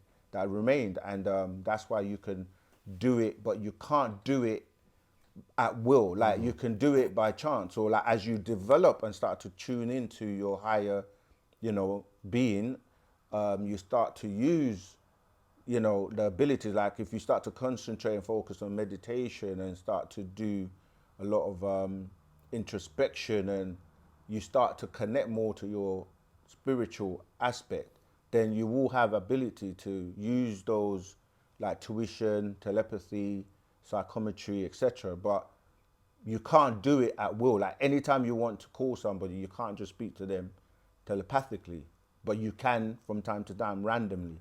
So this is why we're now being taught and groomed, and it's about having that power in terms of receiving your barothry gland back. A lot of people don't know. The master explained that it's like a blessing and a curse at the same time, because people say they want something until they get it, meaning that the power that comes with you being able to use your brain fully, he was like, you can hear everybody's thoughts. And this is why when we're being taught about, grooming ourselves to get to a higher level, where if we were in a room together and we were chanting or whatever, we can literally hear each other's thoughts. And he explained it like this, and one of the brothers was relaying, because I wasn't there personally, but he was saying that, the master was saying that, imagine you are with somebody, they smile in your face, give you a hug and say, yeah, I really love you. And then as they're walking away, you hear them saying, damn, I can't stand this guy. But you can read their thoughts, So he says that it's like you can feel, like if you were, people that are empaths, you can walk in a room and you can feel the vibration and the negativity of everyone. So he's saying that sometimes you got to be careful what you wish for, because you'll be able to see things see, interdimensionally, you can hear things, but you have to learn and be taught how to control these powers, and that's what the fact that we're being taught Wu-Sabat and studying these scrolls is doing, to develop us into a shook, knowing how to really be those types of divine beings where, you're really vibrating on a higher level and you don't get caught up with the lower vibrations and the mundane things that divide people, religions, racism, and all those types of things, anger, selfishness, etc., etc. But go ahead. So okay, and I'll close with this. So and correct me again, because I don't want to make anything up. Okay. But is it a possibility? Because I know anything is possible. That if we get on the right path, we eat the right foods, we live the right way, and basically we walk in the footsteps of a nine-ether being, in which we are, that is bestowed to us. Is there a possibility that such a gland can regrow? It won't be regrown, it will be reinserted, because that's the whole point. To you hear in the Bible the quotes where people like, most of the masters will say you can't take pearls and throw them to swine, or many are called, few are chosen. These are all things to say you have to work at it. It's not a dip you in water religion and now you're born again and you're going to heaven and all your sins are forgiven. It's literally, do you want to work to be able to receive that gland? And the master has his gland, and the way it's going to be reinserted is in the submental region, which is the part under your chin. Sub mean under, like submarine, and that is like, it's going to then connect with your mental or with your brain. So it's called submental because it reacts with the mind, and that's how you're able to get back and tap into, the Akasha records and the what we call the mental reservoir, and then you're literally like a walking, living AI, not the artificial one, but the real one. Yeah. So that reinsertion of the gland in the chin area, will that be a spiritual reinsertion? No, physical. Absolutely physical. He's explained in a recent teaching that, you can be taken to a place in the Antarctica where you have beings, and it's ironically, they're now showing you people that have gone into Antarctica and discovered, many temples and structures that were abandoned and have been left there. But yeah, there are beings that will carry out in the Egg Island. Thank you. That will carry out this operation and reinsert your barythry gland if you're worthy. If you're worthy. But what about the people that's preventing us to even going to places like that? Like, will there be something that occur that gets them out of the way and allow the worthy to get to that destination? Because right now, we're preventing ourselves. We're preventing ourselves. Yeah, like you just said, everything is possible. Our problem is our unification and coming together in love and unity. And you have to remember, our ancestors, they are so far advanced, they can stop time, take you there right now, do what they need to do, bring you back right here, and you would not even know that it's taken place. So it's about you being worthy, and they are the ones that know because this is, like I said, it's not like you're being dipped in water and now you're born again. Your energy field, your aura, they read your matrix. Your matrix is recording everything. And this is what we call in the Akasha records, because you're dealing with recordings in what we call vibrations and energy. So, yeah, so they're recorded on these me stones, and this is like a disc. It's light, laser light. Remember, when you look at a disc, the laser reads the information, and now discs don't even exist because it's all in the cloud somewhere, downloads. And so you are able to, your eyes are solar panels. They record everything you see. And your hands record everything they touch. This is what we're saying when we're saying psychometry, where you can object read. Your mind, it records all your thoughts. So you can't hide from yourself or lie to yourself. And they can read your matrix and pull out any information from you. So you have to be, this Wu-Sabat is real. You have to really put the work in. That's, abstaining from the things we're not supposed to do, the thoughts we're not supposed to have. You can't pretend you love someone. You have to actually love them. So yeah, this is real. Wu-Sabat is that opportunity that you have to get back your powers. Understood. Thank you so much. Absolutely. All right. What do you two brothers take care? Have a wonderful day.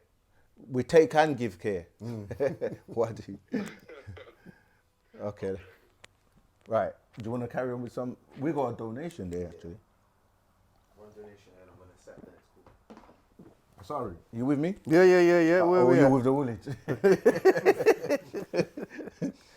I don't even think they still exist. I was saying there's I saw a donation. I thought you were gonna let me look for it. I'm trying to look for it. We want to give thanks to Romeo Stallone, DKK for your donation. And your question is: there people on this earth live without a soul? Yes. Why am I asking this? Because when I talk to them who works for the government, feels like I talk to a programmed human without a soul. You're right. And that's the thing is that everything that is alive has a spirit, and people have misinterpreted or interchanged the word soul for spirit as if they're the same thing, but they're two different words in the scriptures. One is ruhu or ruah, dealing with the soul, and the other one is nafash or nafas, which deals with the spirit. And then obviously that plays into your personality. So yeah, every living thing, including trees, rocks, animals, have a spirit. But not every living thing has a soul. And you can actually lose your soul as well because, excuse me. Joshua 5:1. Yes, if you look at the Bible verse, Joshua 5:1, it tells you how the Caucasians lost their soul. And it's like when people say, how do you lose your soul? We might have to call that person back. But when we look at like your phone, for example, let's say that we liken the battery, even though you don't see a real battery anymore, the old phones, you could take the battery out. These phones, you have to charge them, which means you're giving energy to charge this phone. And you even have a little icon at the top that shows you whether your phone is full. If your battery is fully charged, you see the full green bars, right? And then it depletes and you see it going down. Now, if it gets to the point where it's zero, there's nothing left, you see it going to red and then it cuts out. The phone dies, you can't access the phone, it's useless. So your soul, if it's chargeable, meaning that it's depleted but you still have a little bit left, or it still has the ability to be charged, you can regain your soul. This is what David did in the Bible as well, when he had to play the harp to regain his soul. So if you have a soul and it's been depleted because you lose hope because of the religious dogmas and the lies, and you just start to think there's nothing to believe in, I'm just going to do, and then you go down that spiral of disagreeableness and just losing hope. But then you come across Wu-Sabat, boom, you get a DNA explosion. That's your phone being recharged. And then you have a solar plexus, which is what we're really talking about. That solar plexus can get recharged. You start to do things like positive things, meditation, reading more Wu-Sabat, putting it into practice, connecting with your ancestors, and you start to regain your soul.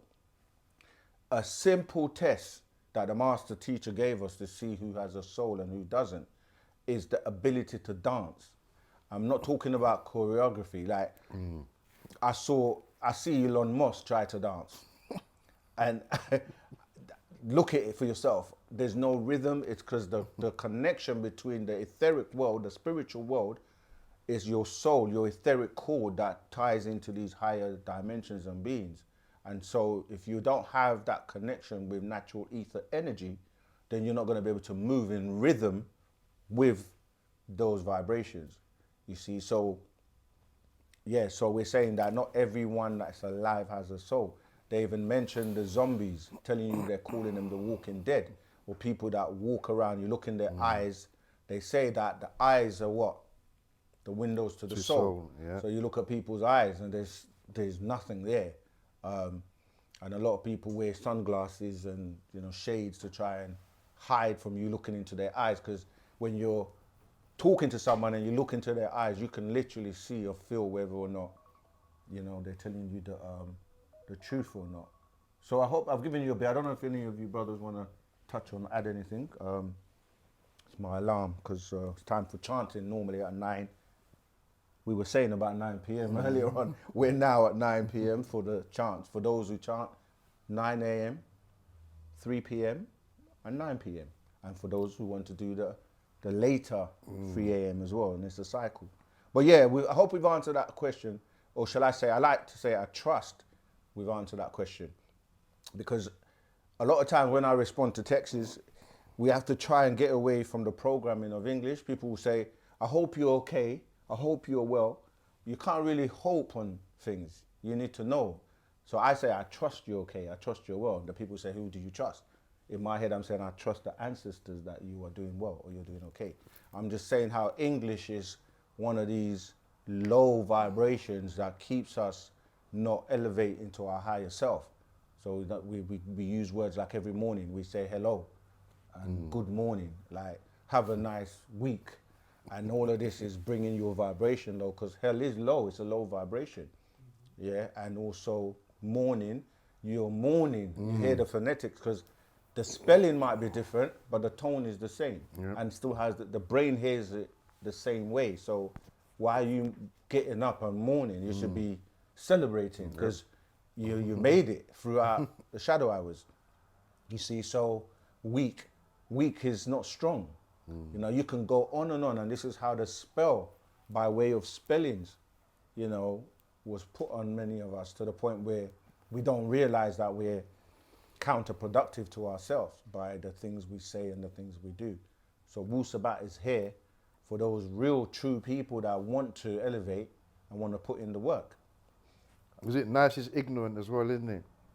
That's what they say. Why is ignorance bliss? It's not.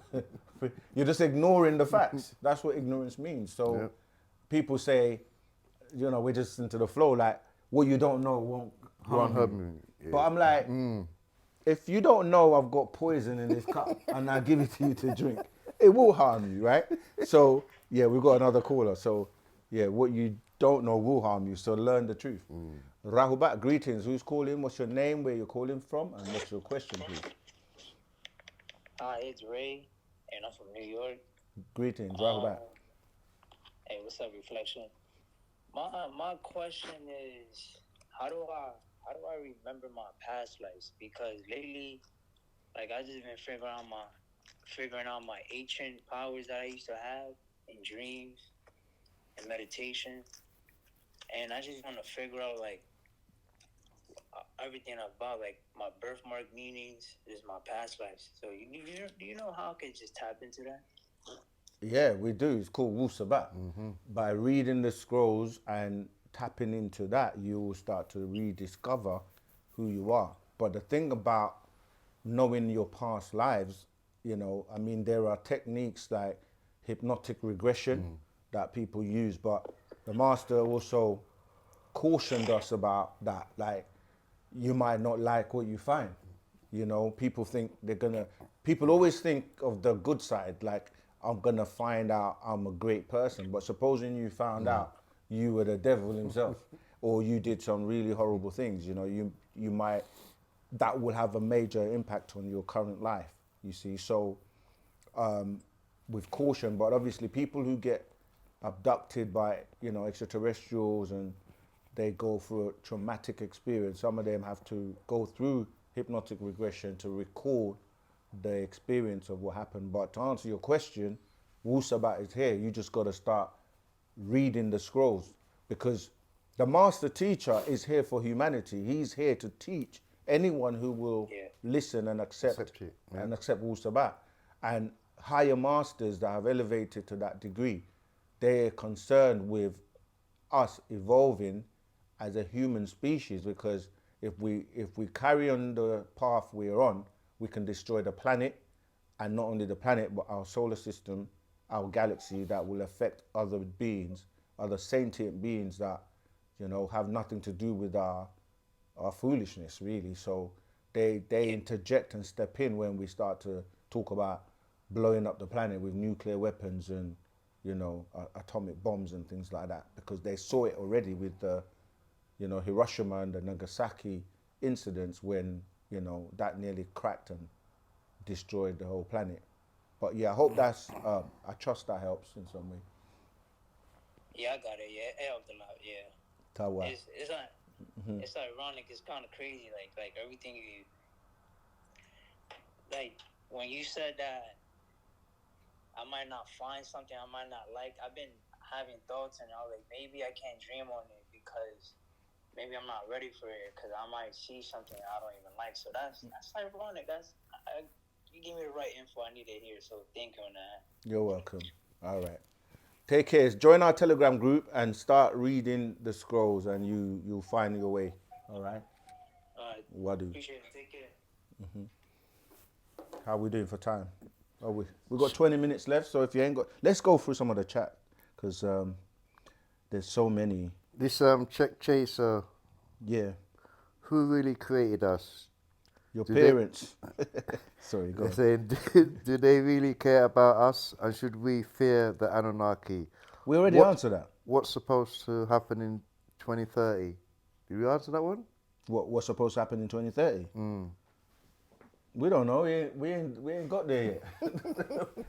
Like honestly, like.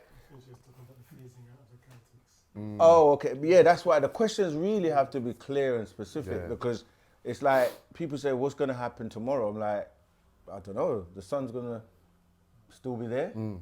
No, for real though, we joke because sometimes we do have to put a sense of humor to it because this is serious information, and you know the master says you don't know what people might do because they realize they've been lied to for so long, and the panic sets in, and people can do some crazy stuff. But many things like we're counting down to 2030 in our doctrine. We know that we had an hour, right? So from the year 1970 to the year 2000, that's the first half hour. And we are supposed to accomplish many things. And the second half hour is from the year 2000 to 2030. We're not saying that it's the end of the world because the world is again subjective to what you call in the world. You know, is it your country? Is it your house? Is it the planet? What is the world to you? However, we know that we can see the build-up of things happening where more and more truth, more and more things are being revealed. People are becoming more conscious. So really, we're seeing a time in history where we either make it, as in we evolve, and we join the intergalactic community, and we start to become more supreme beings, or we destroy the planet and do all the crazy stuff that you're hearing people talk about. And the master's here to really guide us, and that's why we need him out. He is the guide. He's that extraterrestrial that has been assigned to save as many as possible. You can read his story and read about this in the scroll called the Akasha Records. And so when you say what's going to happen, I mean, we are watching it unfold. The master teacher put out a lot of predictions, and every single prediction he's put out has come to pass. You know, books like the Millennium Book, books like the year 2000, What to Expect, books like Extraterrestrial Creation, books like Man from Planet Risk, you know, books like Is God an Extraterrestrial? Why am I mentioning these books? Books like Are There UFOs in Your Midst? You know, these are all books talking about extraterrestrials. And at the time, people were looking at him like he's crazy because he was saying he is an extraterrestrial known as Yanun from a planet called Risk, you know, in Ilion. So the reason I'm mentioning that, but fast forward to today, and everything's dealing with intelligence and alien technology and extraterrestrials. So he's been here since 1970, officially opening the seventh seal, but he was teaching from the 60s. So really and truly, there's so much that's going to happen between now and 2030. and we can change the outcome by way of our actions and what we do. And that's why we're here, to reach out to the world, to humanity, to people who want to help make sure that the fate of this planet, because we have to look at things that unite us, not the things that divide us, because we all share the planet. I think on our first video, we were like, we can just call all ourselves Earthlings because we're from the planet Earth right now. So we need to protect the planet. We need to make sure that it's not poisoned, the water is not poisoned, the animals are not being killed. We're not doing all these crazy things that you're seeing happening. I know I've given you quite, a long-winded answer, but really and truly, we can change our fate, F-A-T-E.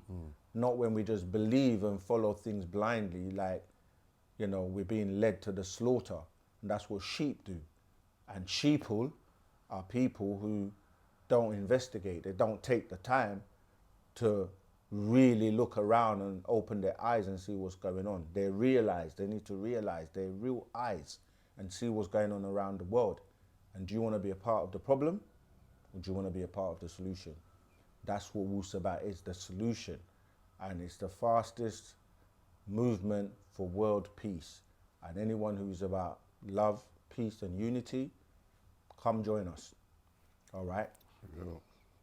We've got 15 minutes left. All right, let's get through some more questions, because I'm sure people... What is a woman's role in Wu-Sabat? They're the goddesses. We are the ones that have suppressed them for so long. A woman's role in Wu-Sabat is even more important than the man's role, because they're the nurturers. They're the ones that created us. It's just that they haven't been, given the opportunity to really lead, even though the first woman was called Nekeba, which means tribal leader. Yeah. You see, so we have to recognize and bring them back into their forefront. And there's a scroll called the Gospel of Yanun on the Sacred Feminine, because they need to recognize and be who they're supposed to be. This is their time, and they're not going to be like the men who suppressed them. We're meant to be side by side and working together, left and right brain. We work together, giving them, the ability to lead and be the ones to bring about the change. Why do they need to lead? Because everything is balanced. Men have led for many years. The imams, the preachers, the rabbis, the presidents, the prime ministers, the bishops, the beacons, the popes, the landlord. Yeah, they're all men. So look at the job they've done. It's been a poor job, and we've been led into almost like destroying the planet. So it's their turn. That's right. Let's see what they will do as we come from them. For those listening, and there's the ego side of man that don't want to submit, in terms of when you look at the word female, you see male inside female. When you see lady, you see lad. When you see woman, you see man. You see, we can see that when you look at the XX chromosome, you see the XY, the Y comes from an X, which is the right bottom stem has been defective or taken away to create a hybrid. So it's really about the women now, the feminine, the sacred feminine, to be honest. That's right. So, if you're listening out there as a female and you wanna be in a situation where you can be yourself 100%. You don't have to walk behind the men and cover yourself up and be like, we obviously deal with modesty. We're not saying like, don't cover yourself up, but not in the way where you're being suppressed, like you have to wear a blanket. And yeah, that's a joke. But do you know what I mean? Like covering yourself from head to toe, and you can't speak, and you're not allowed to get an education, you can't drive, and you're seen as being less than man, which is not the case. Total opposite. Yeah, so the woman's role is very, very important and significant. The woman raises the children and the family, the nurturer. All right. Okay, do you want to, you asked that, right? Yes, on the chat, Angel. Okay. So Angel, thanks for your question.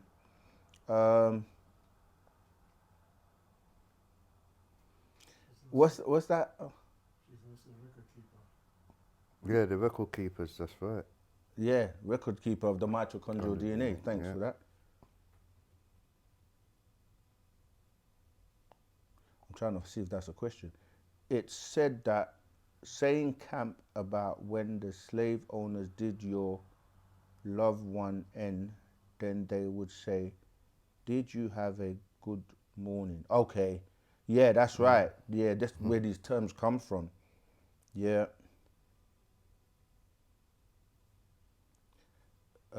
I don't know if that's the question about integrity. Let's keep going.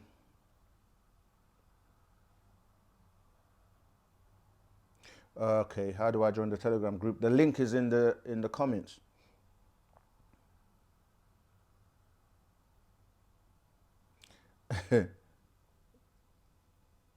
Yeah, that's important. What you're saying, solar ray. Yeah, some people just are like, they just trolls and they don't have nothing better to do because, they just want to come and create chaos instead of going to do, their own works. But yeah, we've been around a long time, and these trolls don't really faze us.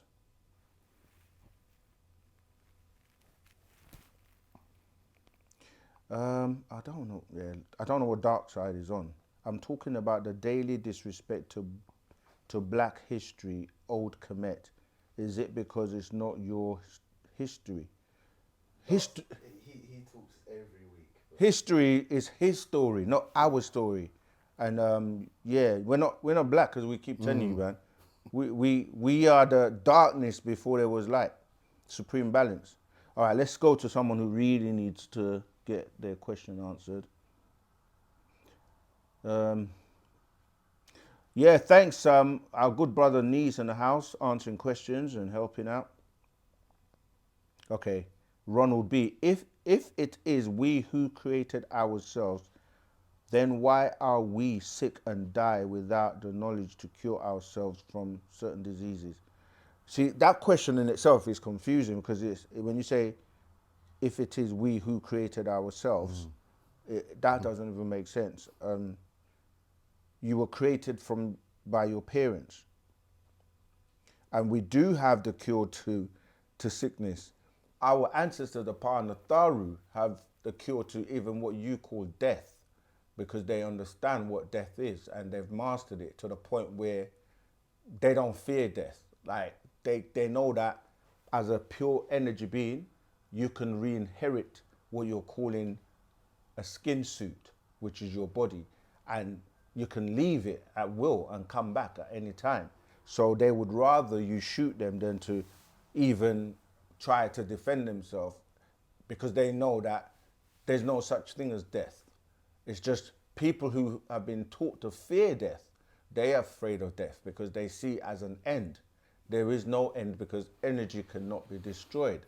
And this is one of the biggest tricks, because that's why the whole devil and God concept comes in, because you're promised this fictitious thing that if you are good or you meet God's expectations, you're going to go to heaven. And if you're bad, you're going to go to hell. And this is just not reality in that sense. So you have the ability, and you've been given up to 24,000 cycles to perfect yourself and learn.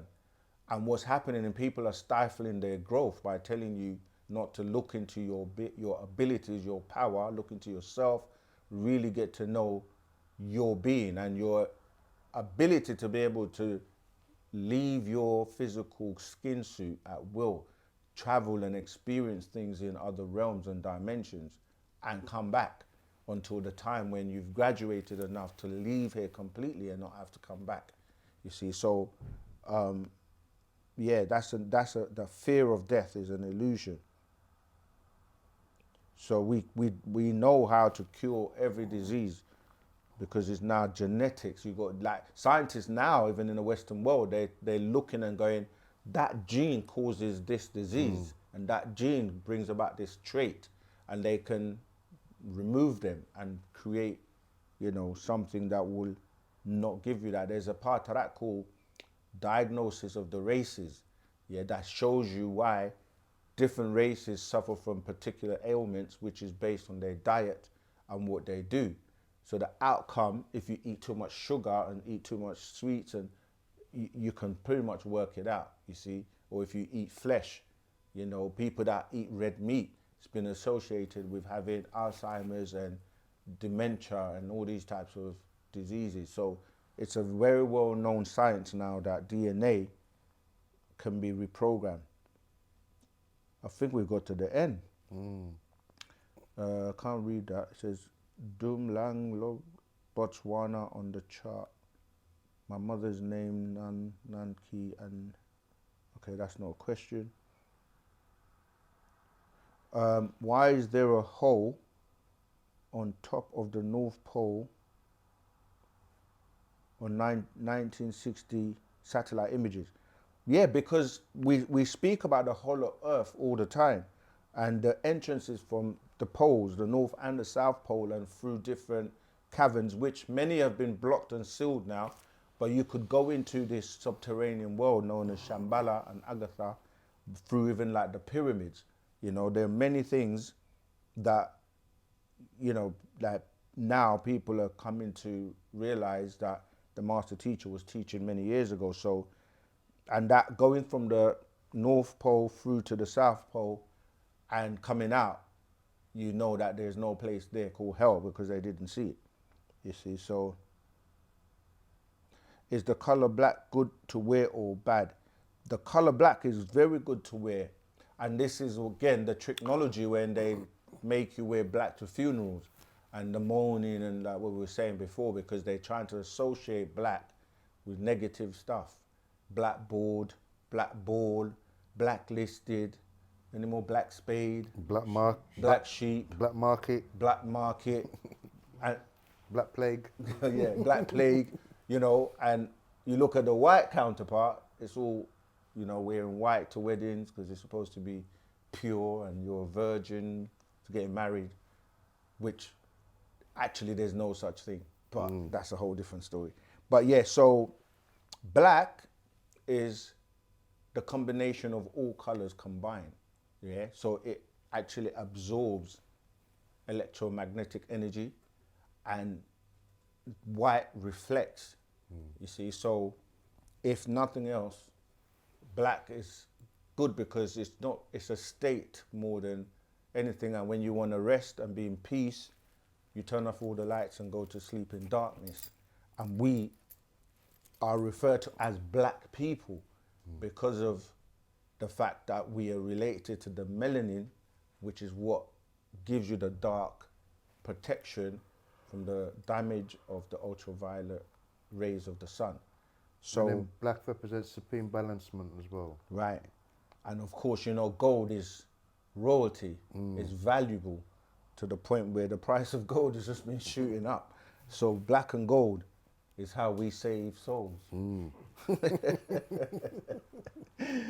I used to be a lyricist. So Back in the day. back in the day. Still am, still write poetry. Yeah, we were creative people as well. So yeah, black is a good color to wear. Don't be afraid of it. We wear white to funerals when we're doing our, what we call, not funerals, balloon ceremonies, when we send off the soul of the family member. It's the big man family.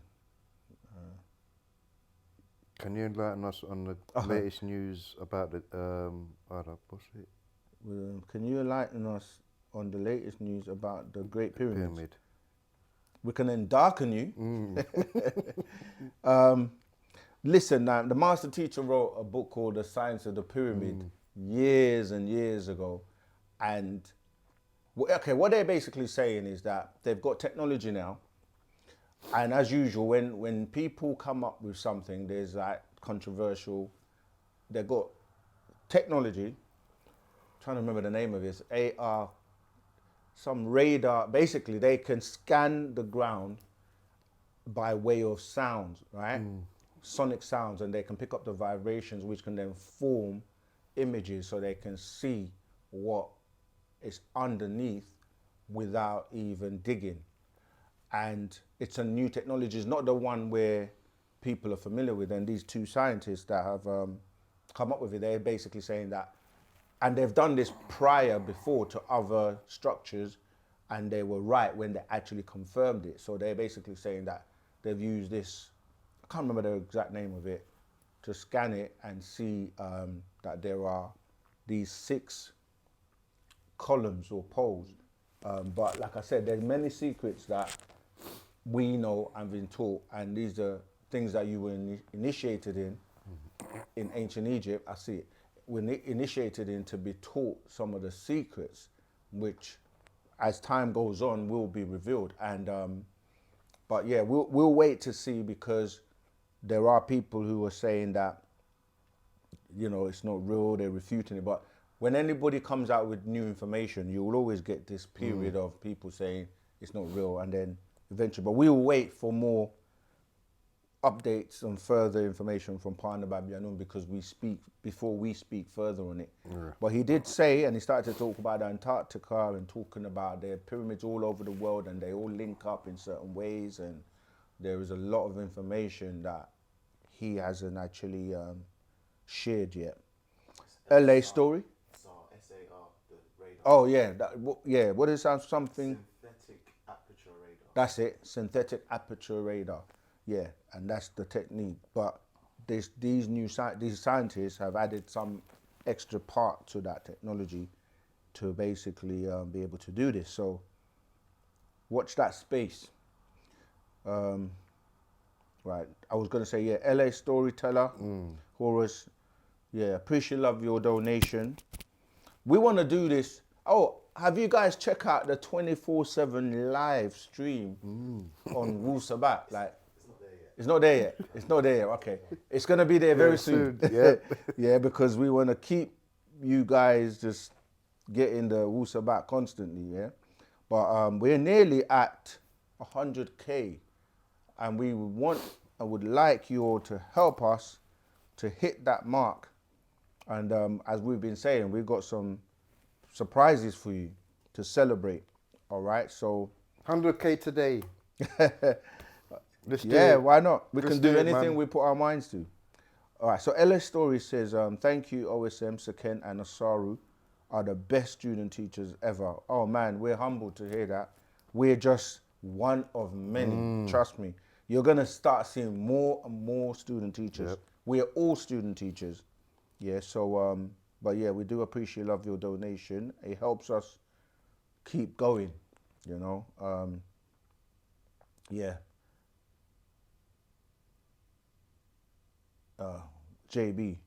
I was about to read that one. Thanks, because they're trying to say black attracts radiation, negative energy. Black attracts everything. We are what keeps the universe together. If you, and you heard someone tell him, we are the glue, right? That the tachyon energy, yeah, which is that standard columnar wave that you see emitting from the top of the pyramids, part of the secrets of the pyramids, right? So we are what holds everything together by way of 9 ether, yeah, ether energy. Glue to the universe. Yes, I did. How do you know, Femi? He said, Saken, did you used to have a studio? Yes. Wow, that's going back a while. Yes, I did. Solar Ray Turn said, saving souls in black and gold. I felt that to my soul. That's a galactical bar. Laughing out loud. Yeah, I find that really funny. Greetings, Asaru. It's good to see you, bro. Good to see you as Help well. build a Wu-Sabat film studio. Yeah, we're trying to be like, what we're going to call it? We can't call it Hollywood. We have to call it 9 Ether Studios. But yeah, we really do, because we want to be able to bring you more content, all right? Black Adam, much love to you. Ashok, thank you again for your donation. Thank you once again for sharing your knowledge and awakening the minds of many, including myself. Each one teach one. That's right. But you have to reach one first. So each one, reach one and teach one. Yeah, thank you. Been subscribed for a minute. Just don't chat much, okay? Yeah, we've got some silent listeners. Does all people of Earth have the same spiritual home, and is it mixing bad? No. That's why we explain about the different densities and different vibrations and different realms. It's like having a story building with 9 floors. Some people live on the 9th floor, some on the 8th, some on the 7th, 6, 5, 4, 3, 2, 1. And then you have the basement for the demons. I mean, some And outside. yeah, and some are outside. But yeah, no, we don't all, we all have to raise our vibration to a particular level. And only the highest go to the 9 ether. Miss Chief NZ, thanks again for your donation. Much a shook, sending a shook. Divine love. Black Adam. Yeah, I covered Black Adam already. Anyone else? Can you please talk about autism? Man, we run out of time. But we have a book called, what's it called? Divine Design. What's that? Oh. That goes into that because, yeah, it's really dealing with your Intelligent DNA and how defective, yeah, because like if you start to look at DNA and look at chromosomes, you can see that, you know, like a lot of defects are caused by mixing and so on. But we've run out of time to go into that. But join the Telegram group and ask the question. Okay, I think that's it. Please can I reduce the symptoms of autism? Yeah, there are ways of managing it because like once you find yourself in a particular situation based on any defective DNA, and so there's ways of managing it. And like we say already, with Wu-Sabat, with the elders, with Parnatharu, anything is possible. So, you know. All right, that's it. I think for today, we want to thank everyone for tuning in. And as usual, remember, we make ourselves available.